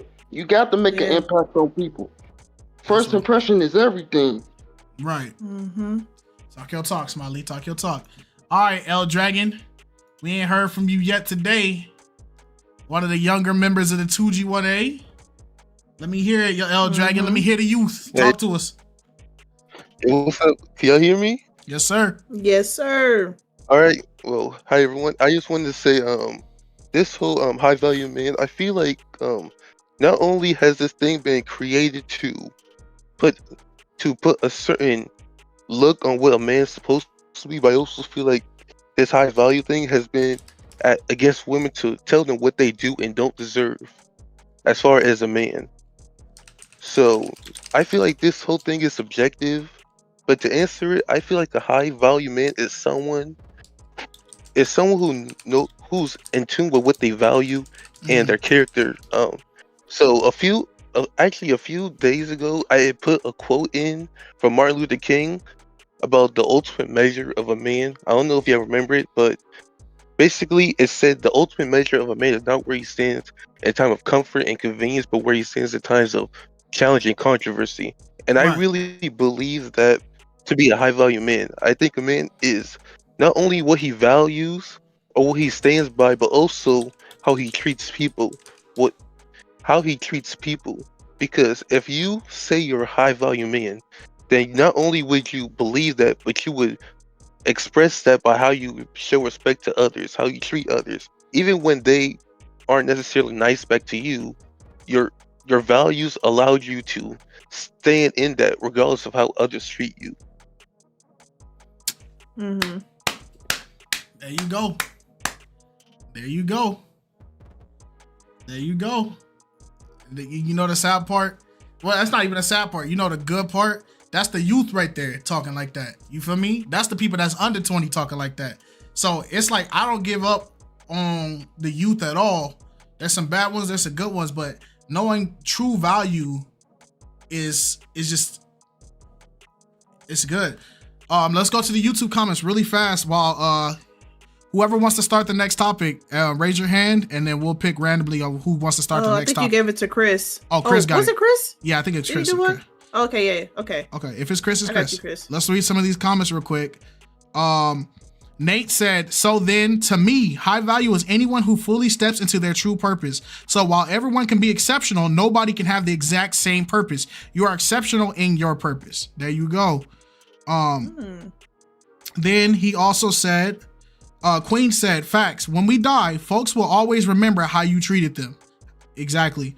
Nate also said, one thing though, I'd be careful with attributing value to how many people would show up to your funeral. There are people who are hermits, but the few people they do interact with are highly affected. Some people are introverted and purposely keeps a small circle, but that circle still deeply loves them. Fair point. Understandable. Bird Lady Speaks said, can we join from YouTube? The Discord send her the link. Yeah, the Discord link is always available. Right, so we'll put that in there. Flock Talk is open discussion. Reggie Butler said, this is my first time tuning into Flock Talk, and this episode is very profound, real, intellectual, inspiring, and enlightened. 10 out of 10. Hey, shout out to you, Reggie. Thank you for tapping in with us. I'm glad that we starting the year off right. Queen said, I was thinking the same thing, Nate. Some aren't social butterflies, but some are the nicest people. Very true. D-Brick, hear you, Nate. Also, guilty conscience brings some family members as well, those looking for a handout. Very true. All right. Shout out to the YouTube chat. Thank you guys for all the donations. Like we said, you guys are not required to give donations. Flock Talk, we don't make money off of Flock Talk. It's more about the community thing. So as long as you guys are here having great conversation, that's all. As long as we keep it respectful, let's keep the language to appropriate. Don't Raise say your hand, Nitro. Don't say nothing that you wouldn't say in front of your little toddler, please. Like, you feel me? Because I don't want to have to censor it. Flock Talks normally be 3 hours. I don't got time to be censoring 3 hours. You feel me? Before Chris starts, Nitro would like to say something really fast. Oh, go ahead, Nitro. Shout out to Nitro. He's one of the moderators in the Discord. Shout out to Nitro. Appreciate you. You know, I had to say something. Just on this, the last topic right here before you move on. On top of what everybody else said about a high value man, I also believe a high value man to be someone when you know how people talk about legacy, right?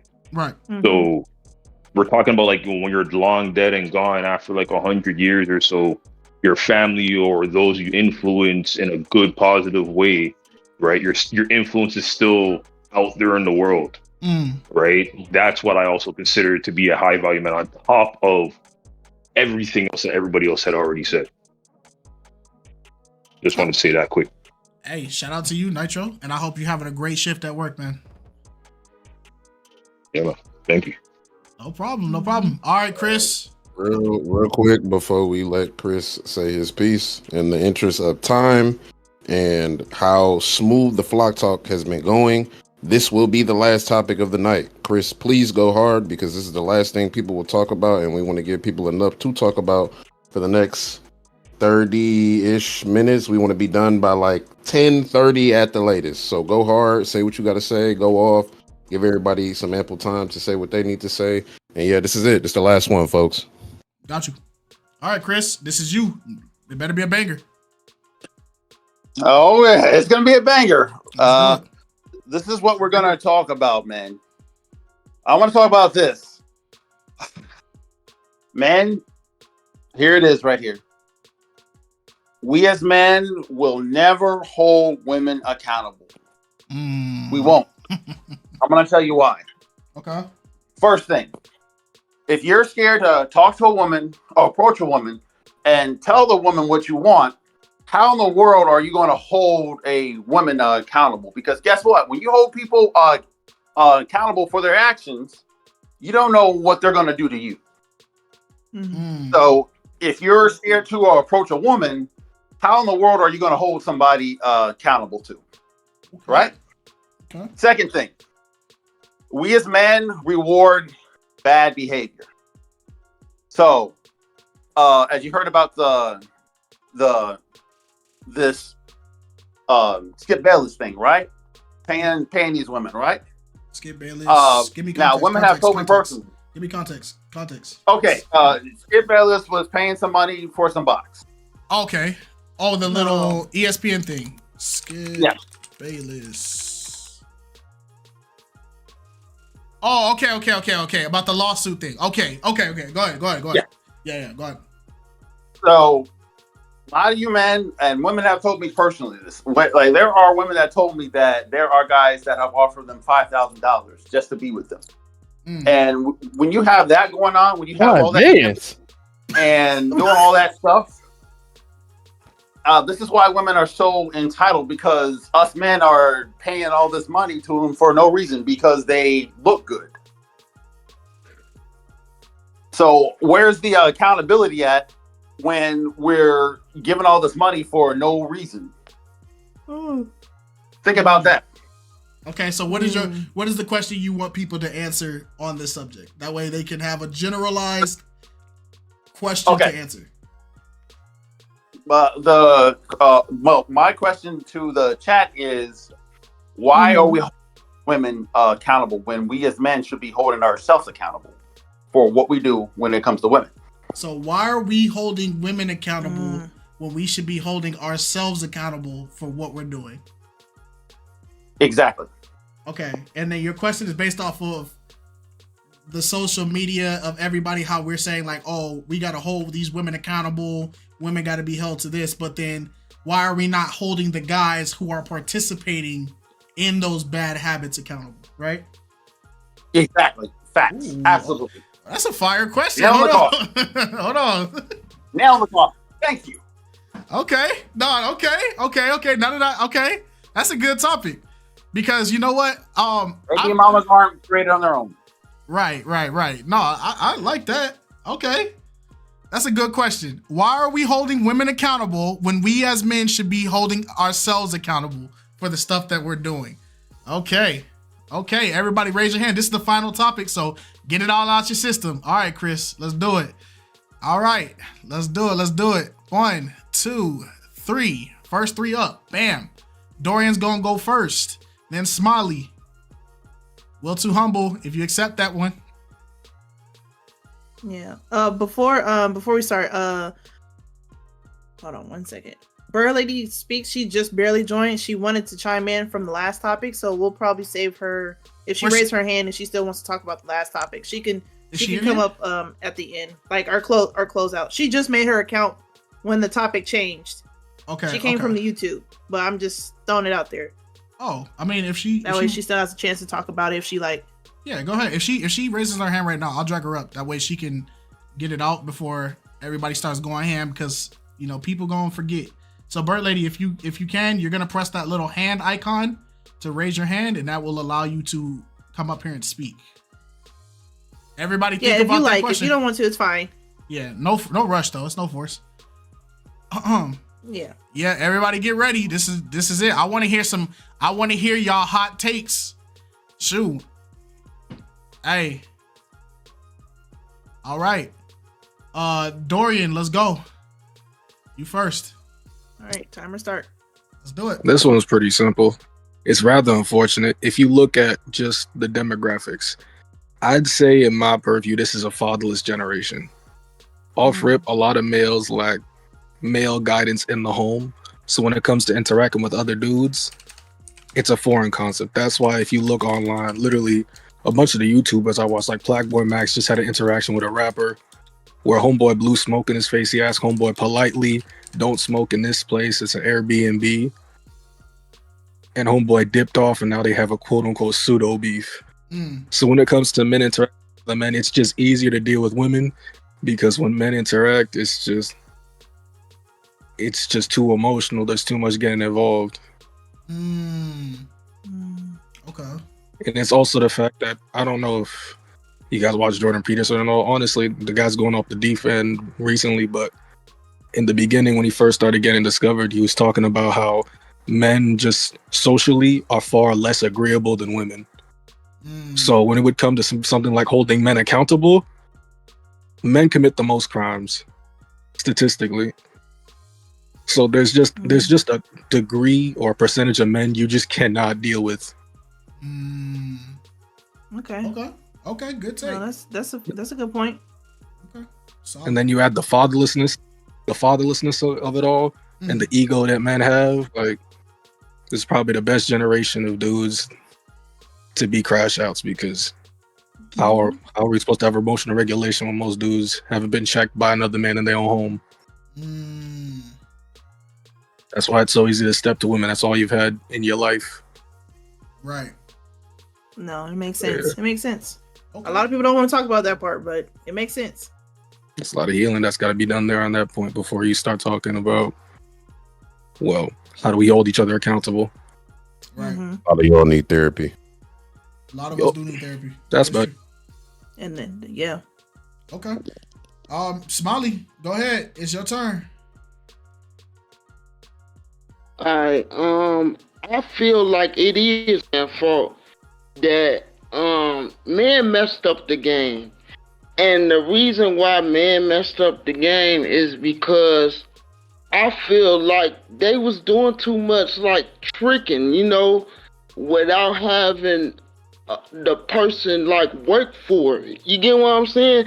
Now you got all these females asking for money in the talking stage, but you not getting to know me. You not doing none of that.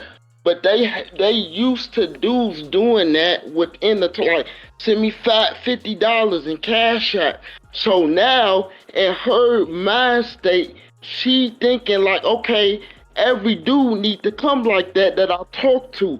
But sometimes you not gonna run into no simp. You might run into a dude that got worth. So yeah, they did the tricks, made it impossible for the dudes that really know how to get females and how to really, court females the right way. Cause it created an unrealistic expectation in their head, Okay. So with that being said, I want to ask you, like, why do you think that is? Like, what, with everything that you just said, kind of like, how does that play into like men not holding other men accountable for their actions with the way they kind of like go into these relationships or situationships or whatever you want to say? Right, because they not necessarily calling it out like, hey bro, don't do that. Like, don't, they just letting them do it whenever, like, they letting them do it. They not like calling it out. Like, hey, don't send her $50 on Cash App or doing, cause that's gonna mess it up for the other men, that really want something real, if that makes sense. Okay. It do make sense. If I had to play devil's advocate, I would say it ain't tricking if you got it, but I don't trick because I'm broke. You feel me? Like, so I'll just let that be known. But I'm so sick of him. that's kind of that's how it is. You feel me? Like some people would argue, like if you have the means to do so, you should do so. But I understand what you're saying. It's like it's certain behaviors that should be called out, but you kind of got to think about it. The fact that like a lot of people just like the communication just bad on every level. People ain't talking to their friends. They not talking to their peers. They not talking to the people they care about. Like, yo, this is not behavior you should promote. This is not some things that you should do, essentially. And another thing too, they don't want to tell their friends like, hey, I put $50 on her Cash App, cause then that'll make them look bad in front of their friends, and then their friends gonna be like, man, you a simp. So they not gonna even be vulnerable with their friends. So you right about that. They to not make themselves look like a clown or embarrassed in front of their peers. Okay, Smiley. Will Too Humble. First time speaking today. Let's hear from it. Let me hear how you feel on this topic. Talk your talk. To be honest, it's absolutely funny because when I hear why do we hold women accountable and not guys, I just simply think that obviously it's the influence of the internet, because it's always on there, whether we are on Instagram to pretty much Twitter. It happens way too often, and what I really want to say about it is that there's no discipline. There's no discipline in practicing. All right, if this guy is sitting up here throwing money at certain women, whether they are small to big, it's just like they just encourage it more and more and more. And the likes are getting up. There's no dislike. The likes are going up. A bunch of comments are just, being said.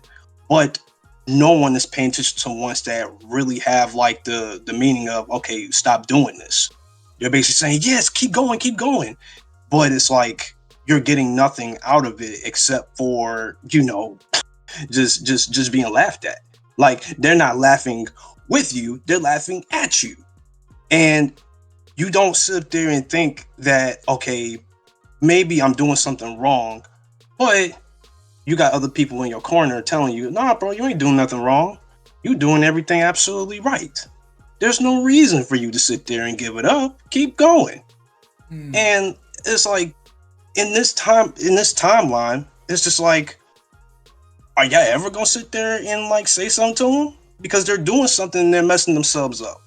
And then now, that's when you, years later, have somebody, well, I ain't got no money, bro. I'm broke. I'm this, I'm that, and that nature. And it's just like, well, you could have said something to him before it started happening, but then you didn't say anything to him. Now, look at him. Now he's broke in the alleyway drinking who knows what.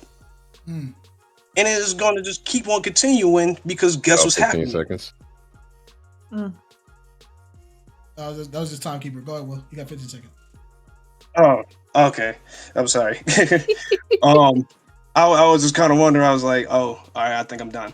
But yeah, it's just like it keeps on going. So I just think that we definitely need to figure out like who is around the guys and just like not ask a question, but it's more like think before you make a decision like, okay, is this person really who I need like as a friend? Like thinking 3, 4, 5, 6, 7. I don't care how many times you think. Think years ahead. Like think ahead before you sit up here and really have like this friend of yours or quote unquote friend that's gonna sit there and hold you accountable. Trust me, I had one like that. Dude sat there and did some crazy things, tried to hold him accountable. He didn't listen. Sat up there, did his thing. I told him not to do it, right? But guess what? He kept doing it anyway. So I was just like, you know what? I can't deal with you. I wish you good luck. But all right, Will. It was just like, I don't mean to cut you short. That's time. That Sorry, cough Will. That cough is the timekeeper trying to say you had 2 minutes 30 seconds, big man. Okay. Yeah. Long story. Yeah. Go wrap it up. Go ahead. That was my, okay. No. That was just my take. That was my take. That's all I wanted to say. Appreciate you, Will. Oh yeah, for sure. All right. Moses, go ahead. Hey y'all, how y'all doing? Good. How are you? We're doing great. How are you? Yeah. This is a great topic. Again, the reason why is really that simple. Guys are too thirsty to be around women. And the reason why I say that is because they don't have, there's a word called an abundance mindset. Have you heard of a word called abundance mindset? Before I continue? Mm-hmm. Okay. For those who's in the chat room who don't know what abundance mindset is, right? That means that there's unlimited amount of women. So what happened is because those guys have trouble getting women, so they stick around one woman who's not really interested in them. And the reason why they do that is because their game is weak. Because if their game was strong, they would recognize by reading the signs that the woman is not interested in them. And because they scared to lose the woman, and they have a scarcity mindset that they can't get another woman. So that's one way. Second way is, those guys talk about tricking if you got it, but all that stuff comes from a lot of these content creators, a lot of these raps, these foolish rap videos. You know what I'm saying? These guys on internet, they figure that because these guys on internet has a lot of following, and a lot of following, that means they know what they talking about. I'm here to tell you, just because these people got a lot of followings and they talking about how men supposed to deal with women, that does not mean that they know what they talking about because they got a lot of followings. So that I just wanted to say that. So, that's just what it is. Anything y'all want to say? Okay. Oh, I mean, shoot, this is open discussion. So, hey, at the end of the day, if people disagree with you, y'all have the right to disagree. But I get what I understand 100% what you're saying. It comes from the image that people are seeing on social media. It comes from all these outside influences, and people are not operating in reality when it comes to it. That's why it's getting so hard for these men nowadays to understand that, like, holding the women accountable, but you're not holding the men that are doing it with said women accountable. Like, there's that disconnect that's coming into it. Right. But that's where it all comes from. You understand? Because again, men should be held accountable because they don't understand the game. You understand? And there's not too many guys out. There's not too many. Let me say the word men. There's not too many real men out there that's gonna sit there and tell you the real truth. You understand? I'm about to get off of here anyway.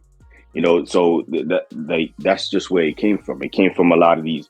The one last thing I'm gonna say, it came from, get your money up, man. Chase the bag, then the women will chase you. That's where all that simping and tricking stuff comes from on internet. So just wanted to say that, and I'm about to get off of here. Y'all take care.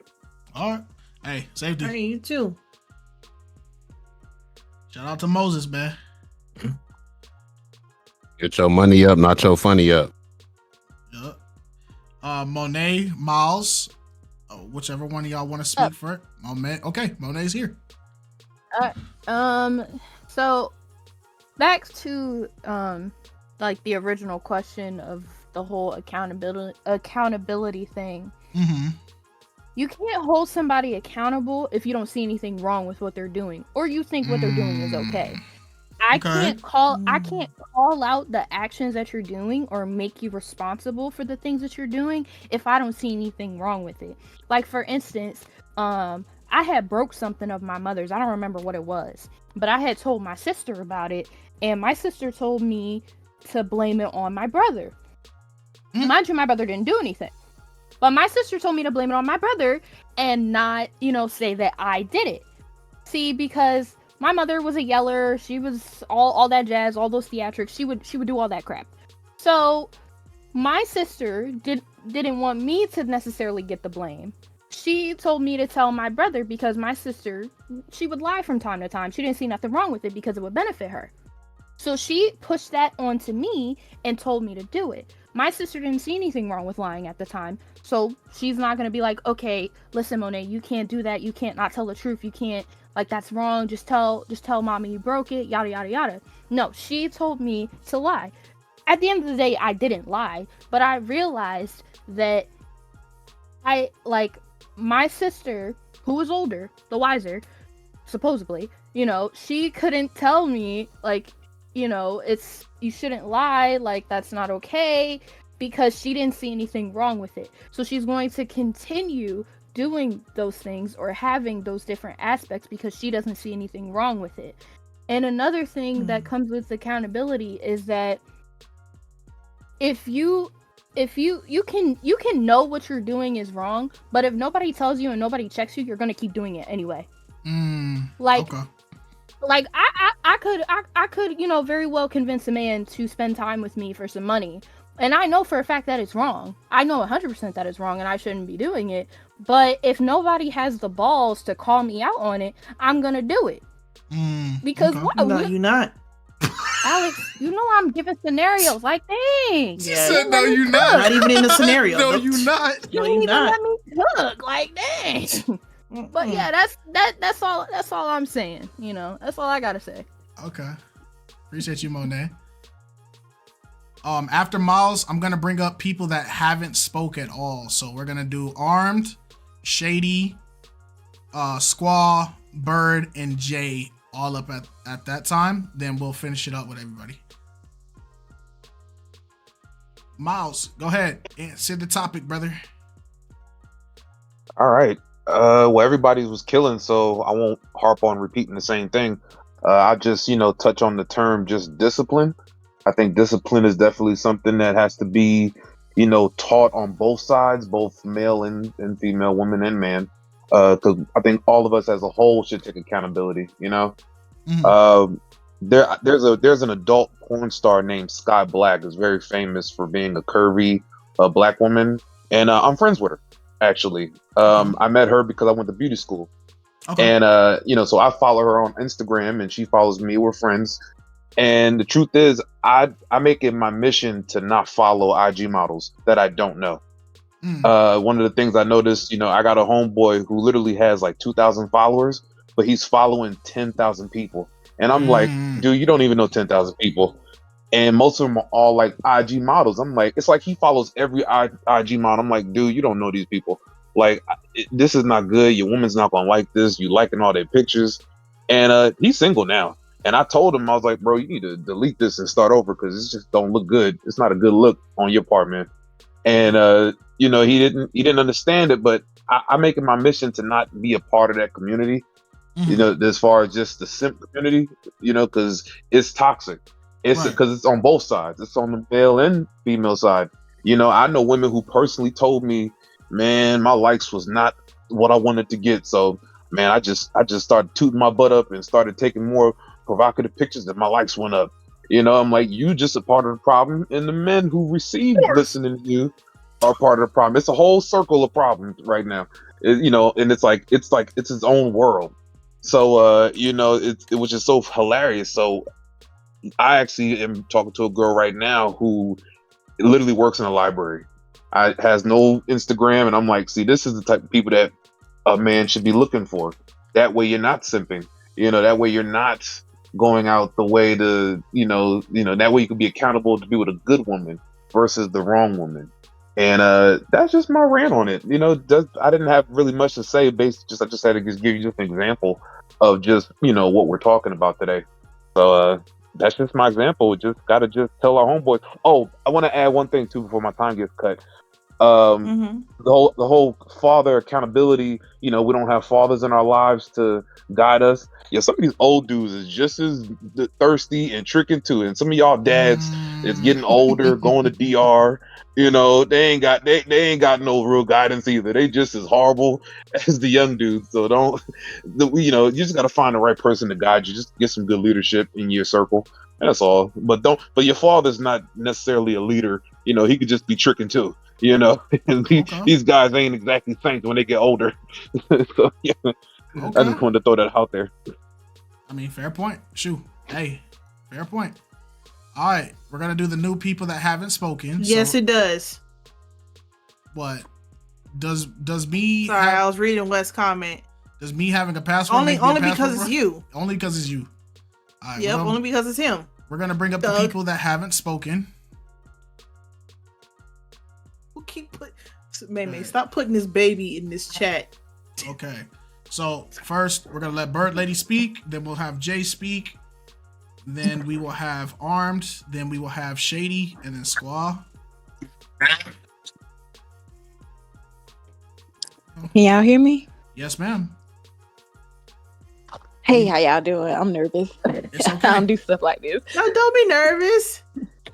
But I don't want to go back to the last topic, but the same topic that they're talking about. I think that the reason that men aren't holding other men accountable is because that's not really how God had it set up. And so many people are, walking in the flesh and not in the spirit, that they're not doing what's aligned with God's words. Like whenever a man corrected another man, it was under the instruction of God. It was to get that man back in line. Like we'll take like David when Nathan went to him and corrected him about what he did with Bathsheba, and he actually repented. He actually wrote Psalms 51 because he was like that pricked his heart. And see, men don't have that holy boldness to call other men out because, like Monet was saying, they're all doing the same thing. And there is something in man, the way that God created it is their job to correct their woman. Men are operating in that because God put it in them, but they're out of order with it. They feel like they're supposed to correct all women. Okay. That may not make sense. No, it does. It makes sense. It makes sense. It does. It does make sense. And while y'all was talking, I was sitting here thinking like, even when God created Eve, he didn't give that instruction to Eve. He gave it to Adam not to eat that tree. And then Adam gave it to Eve. And so nothing happened when she ate off the tree, but it wasn't until Adam ate. So it's just, this is this is the order that God put it in, but men are so out of order that they feel like that authority that God gave them over their woman, they're supposed to do it with all women. And what their brothers is doing is okay. If a man is in line with God, there's no need for another man to correct him unless God instructs him to, because the Holy Ghost is going to tell him what to do. That spirit, I think Job said, there is a spirit in man that is the inspiration. It tells them what to do. But because men are so clouded and out of order, they can't hear from God to get that instruction from God. So they rather compete with each other. That's it. That's all I got. I'm sorry. No, you good. No, I'm not sorry. Don't be sorry. You good. That was great. Also, to piggyback off that point, Adam different. I would ask for another one. You can't do that. It ain't no return to sender. I know, right? What's wrong with you? I don't know about that. If I asked for another one, we wouldn't all be where we at right now. We'd be good. You couldn't return Adam, so why you get to return her? All right. See, this is. Hey, get my reel back. I want another. Ain't no return to sender over here. For another one. You're gonna keep that parcel. You better keep that package. We gotta go through it together. I don't think so. Tape it back, tape it back together. My Father, who art thou art in heaven, please. That gave you this woman from your own rib. You gonna keep. Yes. How many ribs do we have?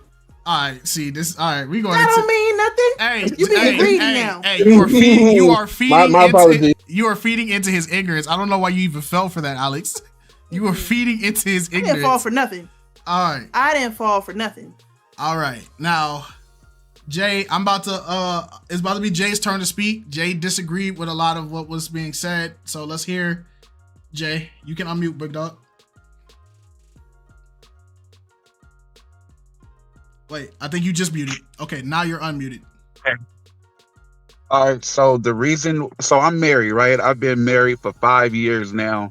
Okay. And the whole notion of it's tricking if you got it or whatever the case may be, I don't follow that notion because, like I said, I've built my life from when I was younger all the way up to now. I'm 33 years old right now, so it's like the places I go, the restaurants that I eat and stuff like that, it's because this is where I want to go.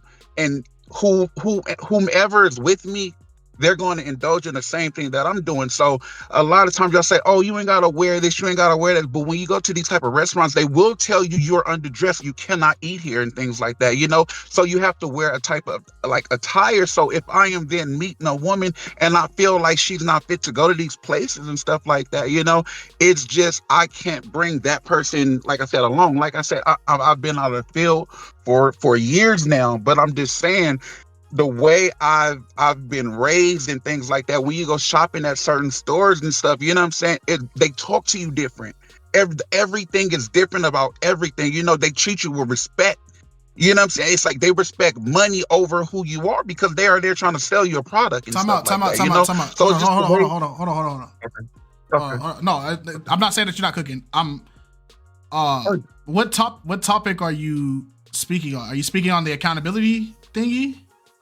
Or I was signing in, so I wasn't. This is my first time ever doing anything like this, So the last thing I heard when I was on YouTube, somebody was saying it ain't tricking if you got it and things like that.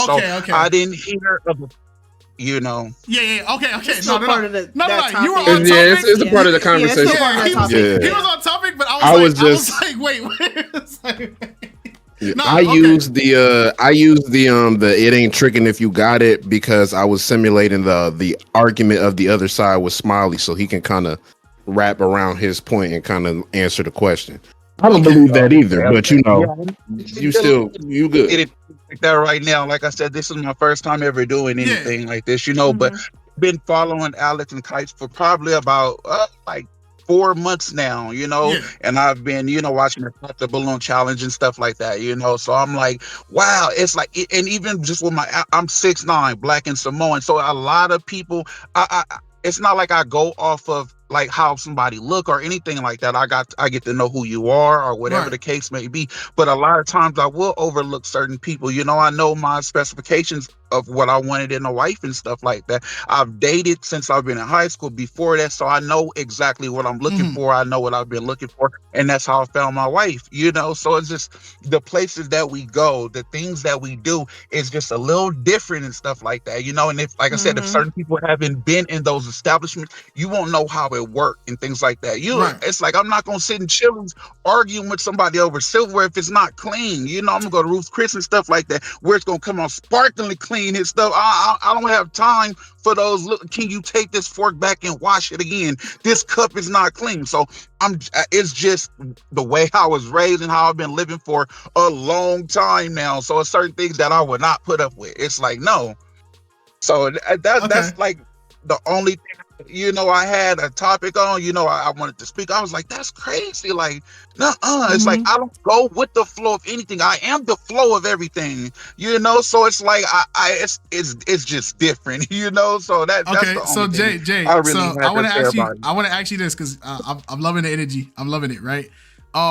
So to the topic that the initial question, because I want to hear your take on it. Right. So the initial question, where is it at? I gotta scroll up. Y'all been typing in this freaking chat. Crazy. Does anybody have a copy paste of the original topic? Go ahead, post that real quick. Yeah, that's right. Okay. So the original topic of why are we holding women accountable when we as men should be holding ourselves accountable? I want to hear your take. So why do men hold women accountable but never hold other men accountable for like the things that men do? Like because you're married now. So married, I've been trying to tell people married perspective be a lot different from like the dating perspective.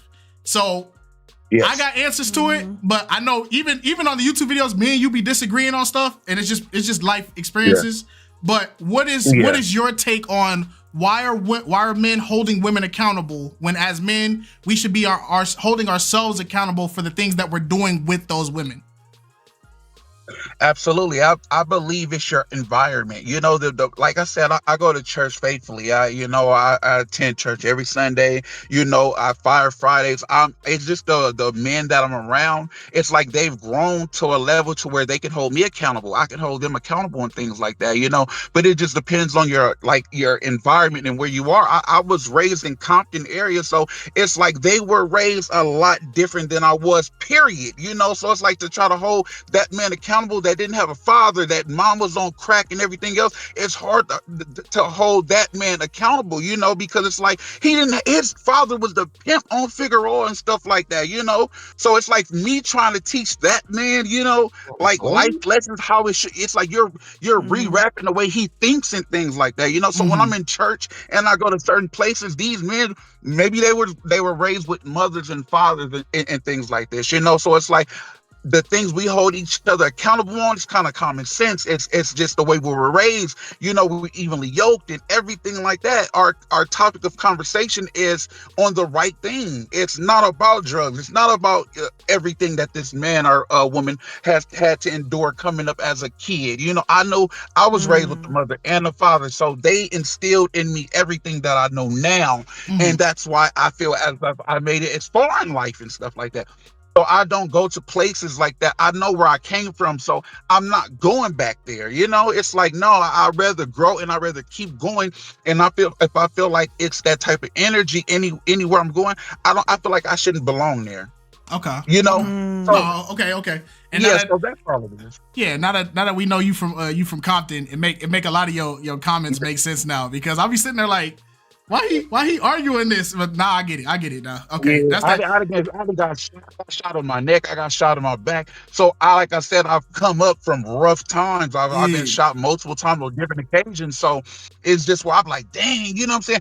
I be wishing like, nah, you don't want that. Leave that alone. So it's like, man, when y'all speak the gospel and everything, it just attracts me to you guys because all the positive, and it helped me get through the day. And it's like I watch shows with y'all and everything like that, you know. So I'm like, man, I grew from all of that. So it's like I'm trying to go and be better, you know what I'm saying? And I don't want to be pulled back to where I came from. It's traumatic, you know, for me. I feel you. Okay. Okay. I think I'm glad you tuned in, and I'm glad I got to actually hear you talk, because a lot of people don't understand when we're reading comments, we don't know the tone you guys say the comments. And so sometimes, like, when we see the comments, we be like, dang, why he beefing with me for? But like, now that I'm hearing, it's like, nah, it makes it makes the comments look different, because I'm like, okay, maybe it wasn't this, you feel me? So I was kind of like, all right, like, let me finally hear what this dude got to say, because I'm like, maybe I'm misconceptioning. You feel what I'm saying? Yeah, I apologize to y'all, because like you said, like the comments could come off different and things like that, you know. So I apologize if I rubbed you guys wrong, but I really rock with y'all, you know. It's like I want y'all to grow and I want to be a part of you guys, you know. And I'm not trying to go against you guys or nothing. So like I said, I apologize on my behalf if I came off wrong for anything. Yeah, and it's not. Now that I got a voice to the, it's all love. It's all love. Now that I got a voice to the words, it makes the words look different, because now I can hear the tone, and I can imagine how you type it is how you talking. So I'm like, okay, because it's like, bro, I be reading comments at like 2 a.m. Like, I wake up and see somebody like, man, KiteZz, you always on some. I'm like, hey, who the freak you talking to? Like, but nah, respect. I'm glad you answered that. I hope you join more Flock Talks. I want to make sure that I give everybody else a chance, because we got to wrap it up. But I appreciate you for coming up here, Jay. I appreciate you. Yeah. Okay. We're gonna start knocking people out. Appreciate you, Jay. All right. Let's do Swordsman. Armed Swordsman, you up next. He is really. What happened? I'm not an affiliate. It doesn't matter. He from Compton. That's your peoples. that's why. No, maybe, yeah, those are my peoples. peoples. Those are definitely my peoples. That's where I'm from. But it's because as I heard it, I'm like, it makes sense. It makes sense. Y'all some thugs out there. Nah, respect though. Hey, don't do too much. My fault, Compton. My fault. Armed swordsman, go ahead. I said put a C. Y'all playing. Stop playing. I think armed swordsman is AFK, so who's the next person? Armed swordsman, are you here? Oh, never mind. He just unmuted. All right, fantastic. Yeah, so blessings. Good night, everyone. Mm-hmm. Hopefully y'all can hear and understand me. Yep. Yes, sir. Yeah. So I've been following you guys for a while. This is my first time on actually speaking. Mm-hmm. So I wanted to hail you for that. And honestly, listening to this question, I want to even disagree with the question because I think there are a lot of men who hold other men accountable for the things that they do. It's just that a lot of times, people don't, a lot of times, especially when we don't want to take accountability for actions, we resist with all force. And sometimes it is, because I agree with a lot of what Jay said, right? Sometimes it is that where we're growing up from, right? It really impacts our behavior, right? And when you look at it, because there's a lot of guys, I'm telling you this from experience, a lot of guys who in high school, right? They were the nerd, they were that fat kid, right? Who got bullied, who got picked on, right? They grew up, they're in college, maybe started doing a sport, started working out, slimmed down, right? They're intelligent, they got some money. And now, with all of that they have never experienced, then there's a certain level of attention that they now have, right? And they have never had this before, they're not used to this. So they're just spending their money as they see their role models, which really in this day and age is social media. That's what they see. That's what we see everywhere. And if there's nothing, right, to guide us, there's nothing to show that maybe don't do it this way. Because let's be real, sometimes you look at social media, you look at the parties, you look at all of this, and it's not like, remember, it's a fight against the flesh. And the flesh wants what it wants. So you have to let the spirit rule over it. But if you don't have that in you, if you don't have Christ guiding you, right, all you have is social media and your flesh wanting what it wants. So it's like, even when I am acting a fool, right, even when I'm doing stupidness, and you're going to come to me now and say, oh, don't do this, and you're going to say, you're only doing this, you're only spending money because you don't know how to deal with girls. Yes, I don't know how to talk to them. I've never had the opportunity. So I'm doing it this way because this way seems like how it works. It works for me. And now you're telling me don't do it this way because you've had an experience, right? You've learned how to speak to women. You've learned how to, as people say, have game. And I don't. And this is what is working for me. And you're going to come to me and tell me, don't do it that way. Then I'm going to look at you like, why not? My way works, right? I didn't have what you had. I know you're telling me not to do it my way. So it takes a lot. And I heard somebody spoke about therapy. It is extremely important because honestly, there's a lot of behaviors that we have to unlearn. But as was said before, if there's nothing, if you don't see anything wrong with what you're doing, that is part of the reason why repentance is so hard. Because repentance is acknowledging that the thing that you're doing is wrong. Right. And if it is that this is what I'm doing, right? Because it's for me, it's similar to it's similar to people who, break the law. Because if this is what feeds my family, and you're going to tell me that what feeds my family is wrong, it's hard for me to listen to you. It's really hard for me to listen to you. While I understand that, speaking about me, Alex, understand that it's wrong.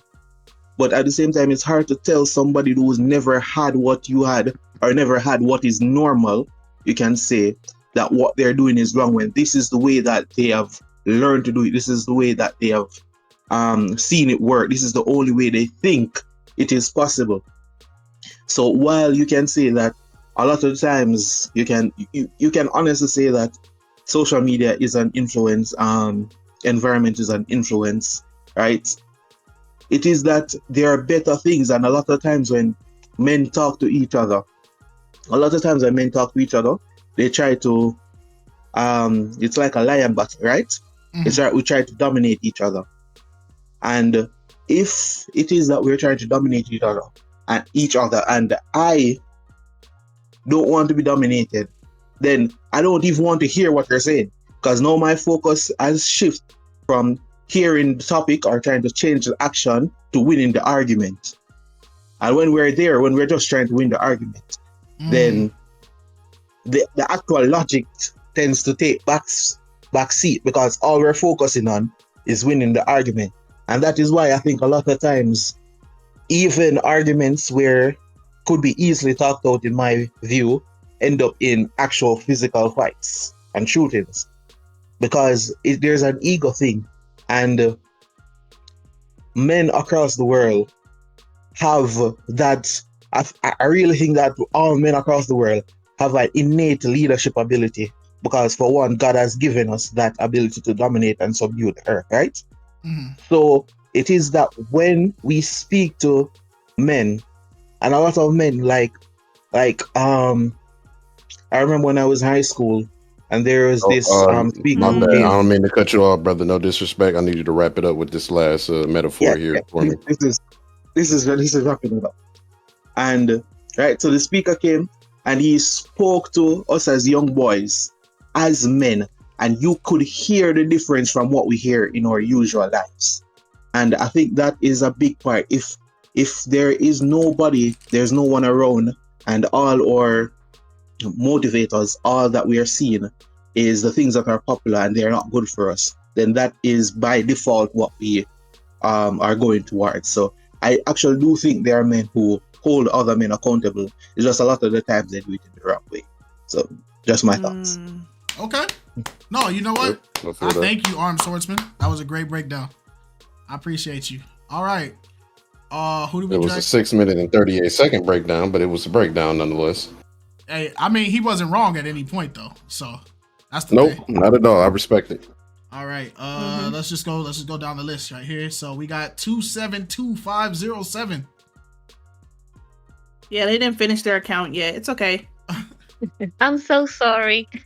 No, you're fine.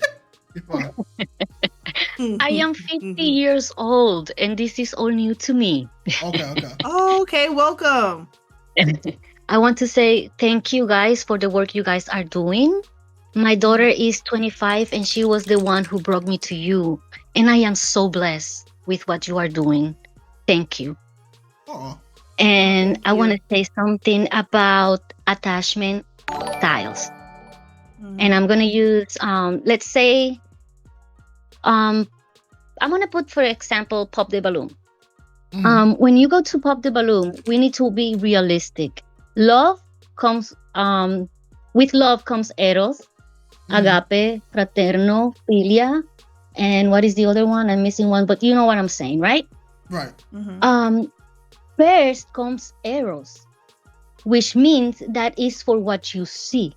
And it's so hard in that show not to do it, because all you have in front of you is a face, not a personality, not a treatment, not a background, but what they say. And they are in camera, so how real can you be with yourself when you know that the whole world is watching you?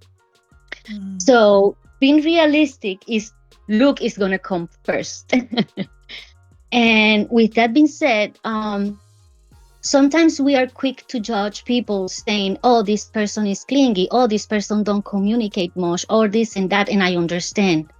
But there's a thing. Attachment styles are secure, avoidant, and anxious. And there's nothing wrong about any of them. That's it starts with your upbringing and your background. That's how we become what we become. Either secure, that's what we love to see in the show. Secure, and then you see the anxious, that we call them needy, and then the avoidant, that sometimes we say they are emotionally unavailable, something like that. So if you are going to meet a person, okay, you pass the looks, you need to be emotionally mature to deal with all those things that you don't know about that person because you just met them. A person can start being very quote unquote needy, but it's because she has a anxious attachment. And then she finds a person who is avoidant. Oh Lord. So what I'm gonna say is please read, and if you really want something with someone, why not start with counseling? Like, let's date, let's do this and that, let's talk about each other's upbringing and past and this and that, because you don't have to say it all. There's some things that you keep to yourself for your own security, because you never know. But let's not be so quick to judge people for what they put up there in the show in that matter. Like, and for us, all of us here, if you are starting with someone, or if you are already in a long-term relationship, study your partner. Try to understand them better, because most of divorce comes from misunderstanding each other.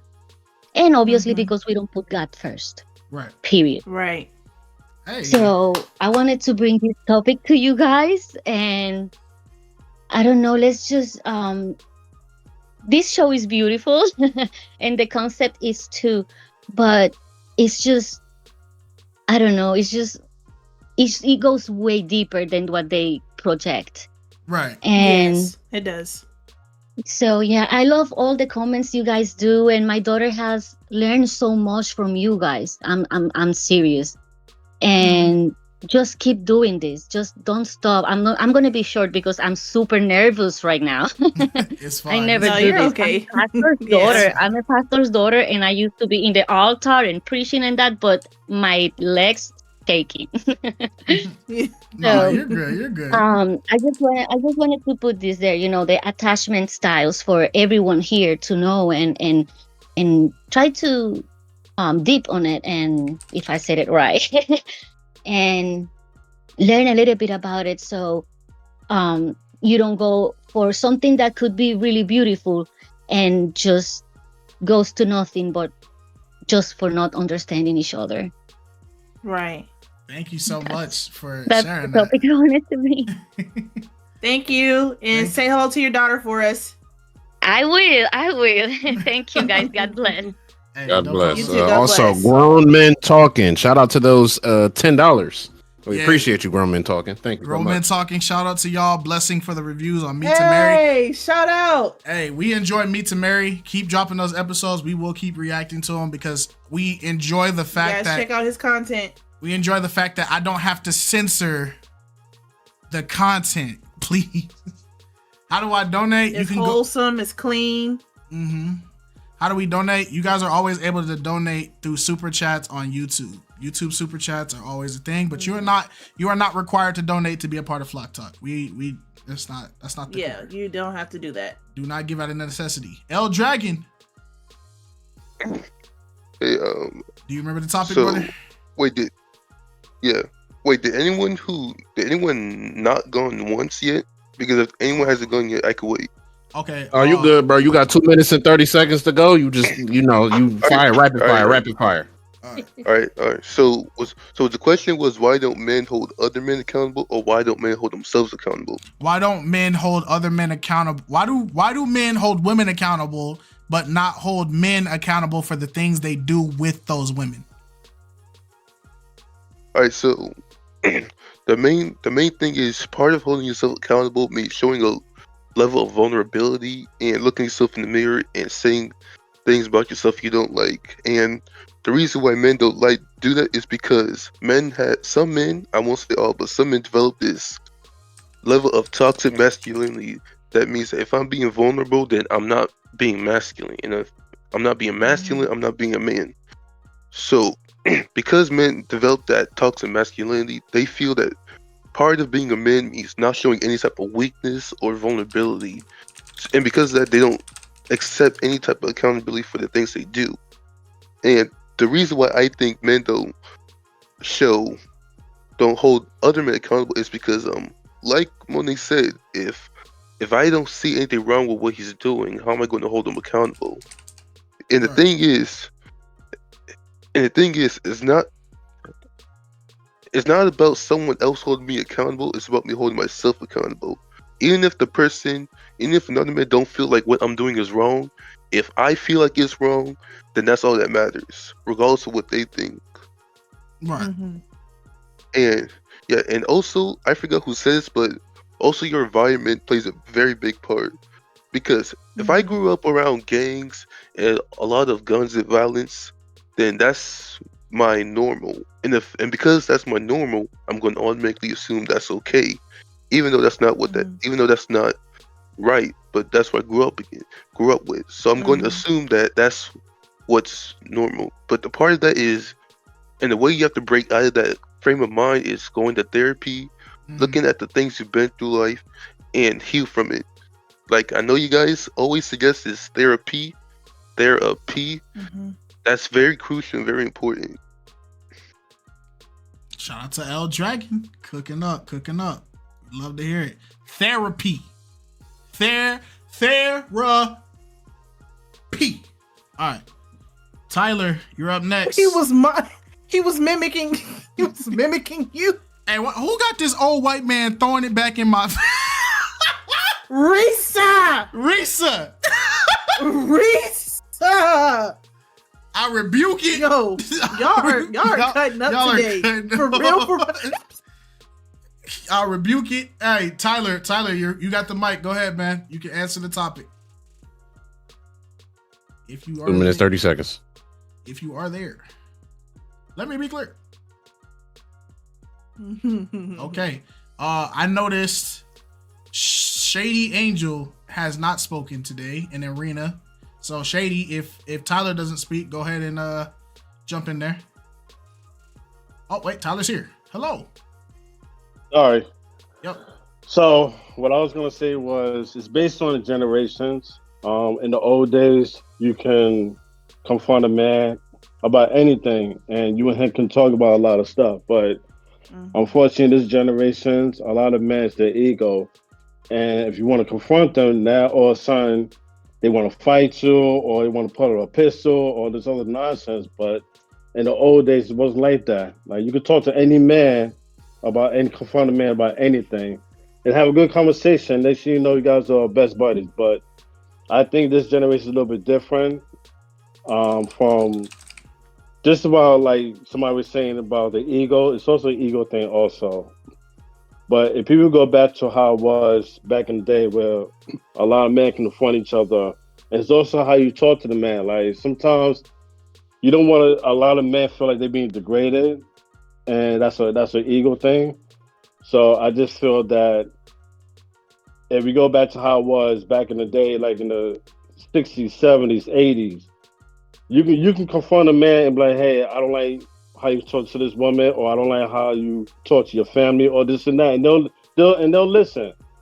But it's just this generation's a lot different, from what we watch on TV, on the internet, social media, etc. So I think that's the main issue with this generation as far as confronting each other as men. Shout out to Tyler. Tyler has spoken. Shout out to Big Tyler. Okay. Shady Angel. Hello? Yes, sir. Can you hear me? Yes, we can. Yes, sir. All right. Well, first of all, I want to say thank you for bringing me on to your platform. I love it. It's inspiration. But to answer the question, I think it's a two-pronged problem.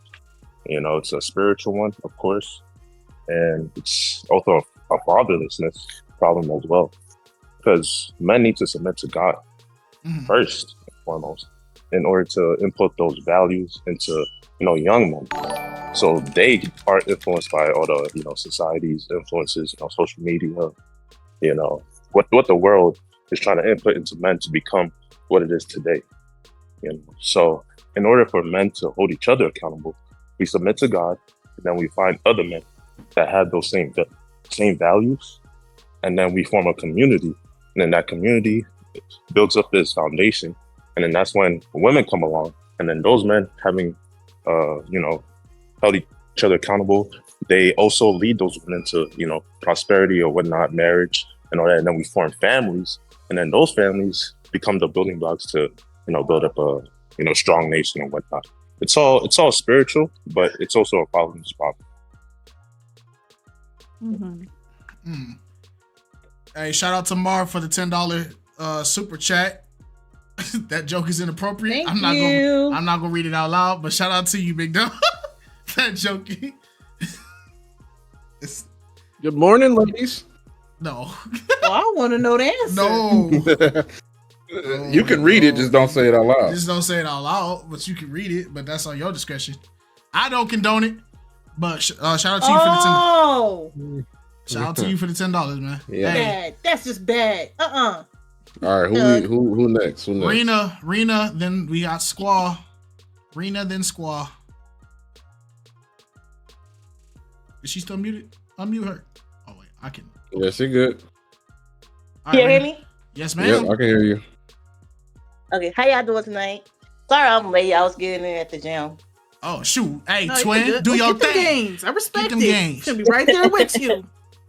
But for the accountability for the men, I think it go like for history, like their household, like they grew up where they see men. It's okay for a man to cheat on their wives or be on their girlfriends. It's toxic masculinity is normal. And then if you fast forward with the social media, we live in a misogynist world with the red pill and all the holding women accountable, but it's okay for a man to do it. So, like, for example, the music, they talk about how women are too sexualized, but men, they talk about sexual things and drugs and alcohol all the time. So I think it's an ego thing for them. Okay. It's not for them to show their emotion. Okay, so that's why you feel like men don't comment towards other men about it. It's easier. You feel like it's just easier for men to go at women about it instead of just bringing it up to other men? Yes, I think it is. It had to do with confidence and ego. I definitely do. Like the men in my family, I love them to death, but it's just very toxic. But then if a woman do the same thing, she's everything but a shadow god. So I think they hold themselves accountable and then hold other men accountable. And then if they do hold a man accountable, they team up with the female side, they get called a simp. So I think that's why they don't do it either. Okay. Okay. Shout out to Rena Marie for the hot take. Okay. I don't know why y'all beefing in the chat thing, calling each other. Hey man, when I say dead something, please dead it. That'll literally be it. Like you still commenting? It's 10:41. Don't be no more comments. Don't get server muted, y'all. Because if you get server muted, you're gonna get timed out. For a couple days. Be peaceful. Let's finish strong. We got D-Mat, Squaw, and Yeshua. We'll let Yeshua go last because I know that'll satisfy a lot of y'all ladies in the chat. Okay, so Squaw, go ahead first, and then D-Mat. Panderer. Squaw, you can unmute. Squaw. Howdy. Hello. Oh. There we go. Squaw. Hey y'all, how's everybody doing tonight? You're doing great. How are you doing? So glad. Good. How are you? Doing good.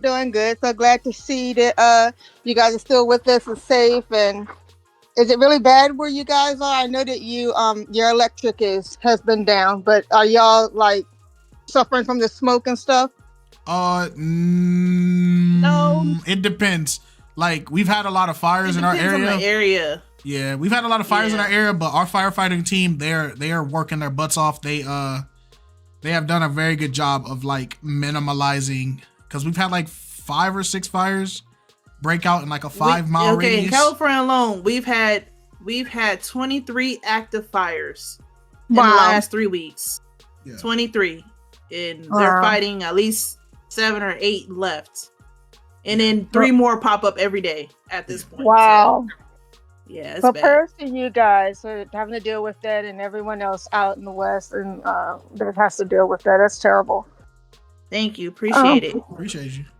But to get back to the topic about accountability, and I'm gonna try to keep it short. It's you in order to hold anyone other than yourself accountable, you got to be free of guilt yourself. And that's the thing. I mean, you have some people who have what we call audacity to go and speak on a person's what's the word I'm looking for, their faults or whatever, but yet they do the same thing. So we see that all the time. It's like, who are you to tell me to try to hold me accountable when you're no better than me? So you get that a lot, and you do have the people who have the audacity, and then you get people that realize that would be an audacity to try to hold someone else accountable. But it reminds me of a story that happened here locally in Virginia and Hampton. There was a Hampton cop, and I believe it was nationwide news. It even made Donkey of the Day last week. But there was a Hampton, Virginia cop that met this prostitute on an app. They talked a little bit, decided to meet up in person. And this cop drove like through 2 cities to Virginia Beach to sleep with this stranger that he just met on an app. Okay. So he gets to her house. He cash app her $100, and she convinced him, hey, let's take a shower. And so he goes in the bathroom by himself. I guess he was waiting for her to come in to take the shower. And once she realized that he was, indisposed and the nude, she grabbed his wallet and his keys and took off. Dang. In dude's car. Now, I don't know if this was his personal car or a cop car, but whatever it was, he panicked when he realized that she had left. He panicked, called the police, and reported the car stolen. It had to have been the cop car, because I think I would have just taken that loss. But he reported the car stolen, and this story got out, and thus he became Donkey of the Day. But when they find the car, she spent his money, used some credit cards, and then her baby daddy was riding around in the car with her. But I say this to say that the guy, he didn't get in trouble. He didn't get fired, I don't think. But he basically got a smack on the hand. About 25 seconds. For just like doing all of that, the solicitation, everything like that. He got a smack on the hand, and everyone was like so livid locally, like, well, why is it that he's not fired for this? Especially since everyone knows. Well, how can the police department fire him when it's possible that half of them are probably doing the same thing as him? I mean, they be up in the clubs, they be in the strip joints. I mean, who knows? So that when you when I was looking at the comments of this story, they made a good point that half the cops are probably doing the same thing. So yeah, that's my take on it. You have to be free of guilt yourself to actively be able to hold someone accountable. And that's all I had to say. Thank you, guys. Thank you.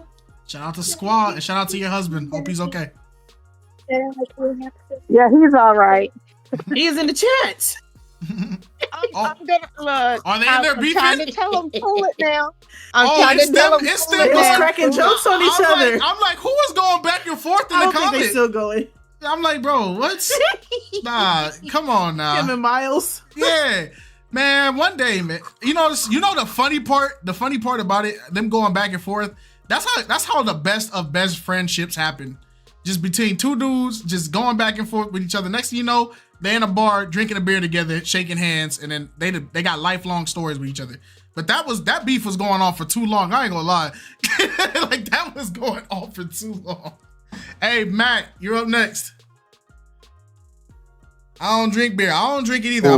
It's a red. I'm Please, talking about root beer, man. Matt, for the love of God, brother, please save me, man. 2 minutes and 30 seconds, please. I'm gonna try to make this fast. I got a lot to say, and I don't think I'm gonna have enough time. So I disagree with some of the things that I heard were said, and I just want to say this is not a negative thing. I'm not coming at anyone directly. I'm just saying it. Take it how you take it, but like this is what I feel is accountability. Okay. I hear a lot of men say some good stuff about we need to be better friends with each other. That is true. I believe where most of this is failing is fellowship with men. We do not fellowship enough. We do not fellowship truly. We need to be better friends because it says iron sharpens iron like a friend sharpens a friend. Right. We have failed at that on a larger scale, just straight out. Another thing that I disagree with is a lot of the things that would be said about pride in some instances. I think we need to be realistic with ourselves when we say stuff like, hey, you know, we used to be able to check other men, yada, yada. If a man's going to be violent with you, he's going to be violent with you. It doesn't matter the time period. Let's be for real. Secondly, if I'm being honest, the truth of the matter is you have to understand discernment for what it is. You get yourself into a situation, you need to understand what you got yourself into. If you're willing to step in to do something, you stepped in to do that. Right. Yes, you have to take it up with God in the back. Yes, there are things that you can't help, but discernment is discernment, straight up. Like that's just truth. So as we're all human, we all fall victim to our own pride. We all fall victim to, you know, different things that we end up going through, our backgrounds, our environment, yada, yada. We need better friends. We need true friends and true friendships. Our friends should be holding us accountable and should be helping us to stay on the right track so we can continue to follow God's word. Another thing that I truly don't like is this idea that you need to be absolved. You don't. You need to feel conviction, which is why you need true friendships, because true friendships will show you. If you have a true friend and you did something wrong, your real friend will come up to you and be like, yo, you're bugging out. Right. You need to fix that. And that's not something that happens a lot now. So like when people say some of this stuff, I'm like, yeah, but I don't think you're looking at what this really is. And I'm not saying that you're not looking at it from your experience. I'm just saying as a whole, because this is a general statement. You're attacking a branch, Like not it's the whole something we tree all type need to work on. Yeah, like we're gonna make mistakes. Nobody's gonna be perfect, but that is something consistently we need to do. And the last thing is, and this is my last point, I disagree wholeheartedly with any man who makes the notion that we are not supposed to feel emotion. That is the main driver for why we see men doing some of the dumb nonsense they do now. It's because men do not know how to deal with their emotions. We're supposed to master our emotions. Yes, we are held to a different standard, but that makes this even stronger of a point. Because we're supposed to be a better master of our emotions since we're supposed to lead. Which is why I dislike whenever I hear a man say something that I feel may be idiotic, saying that we're not supposed to feel emotion or we're supposed to suppress it. No, we're supposed to have control over it. I can be upset. That just means I can't be upset and curse you out. I have to be upset and, like God's word said, be gentle with you and respectful so you get the message. I'm talking to you so we can fix an issue. You're not the issue. I want you to help me fix the issue. I think that's just some of the things that like weren't necessarily said, but definitely need to be addressed.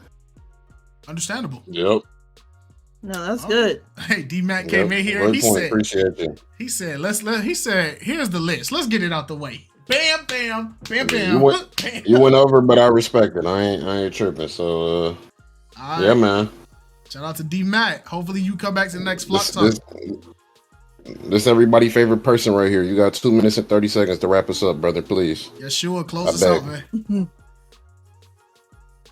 Hello. I'm down 40. So Burning them 40? With this. So with all this now, accountability. Well, when it comes to men, I'll just break it down in two parts. The first thing, as we mentioned earlier before, I'm sorry, man, I have the vine boom, but as they say, no father, no therapy, no regulation of emotions, all of that, that's the detriment. So when it comes to accountability in that aspect, as a result, many issues arise. They're raised by single moms, they get mommy issues, and it can play out either as overcompensating, becoming overly flirty with women, getting a lot of money, doing all of that. And then when it comes to accountability in that aspect, when men look at them, they're saying, oh, you're getting women, you have money. So they don't really hold them accountable because they have that, they have women, they have money. On the flip side now, if they don't overcompensate, they then fall into depression or become overly conscious of themselves, social anxiety, and in that case, they just get shunned. So there wouldn't even be much accountability there. And then now the flip side of it as well, some men do actually take accountability, but the thing is they're not consistent with it.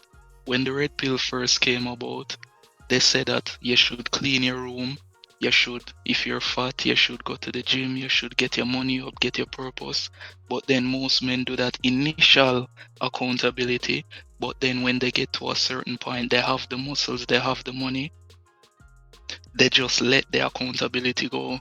You look at someone like Andrew Tate, he has taken accountability at first when he decided to get in shape, get his money.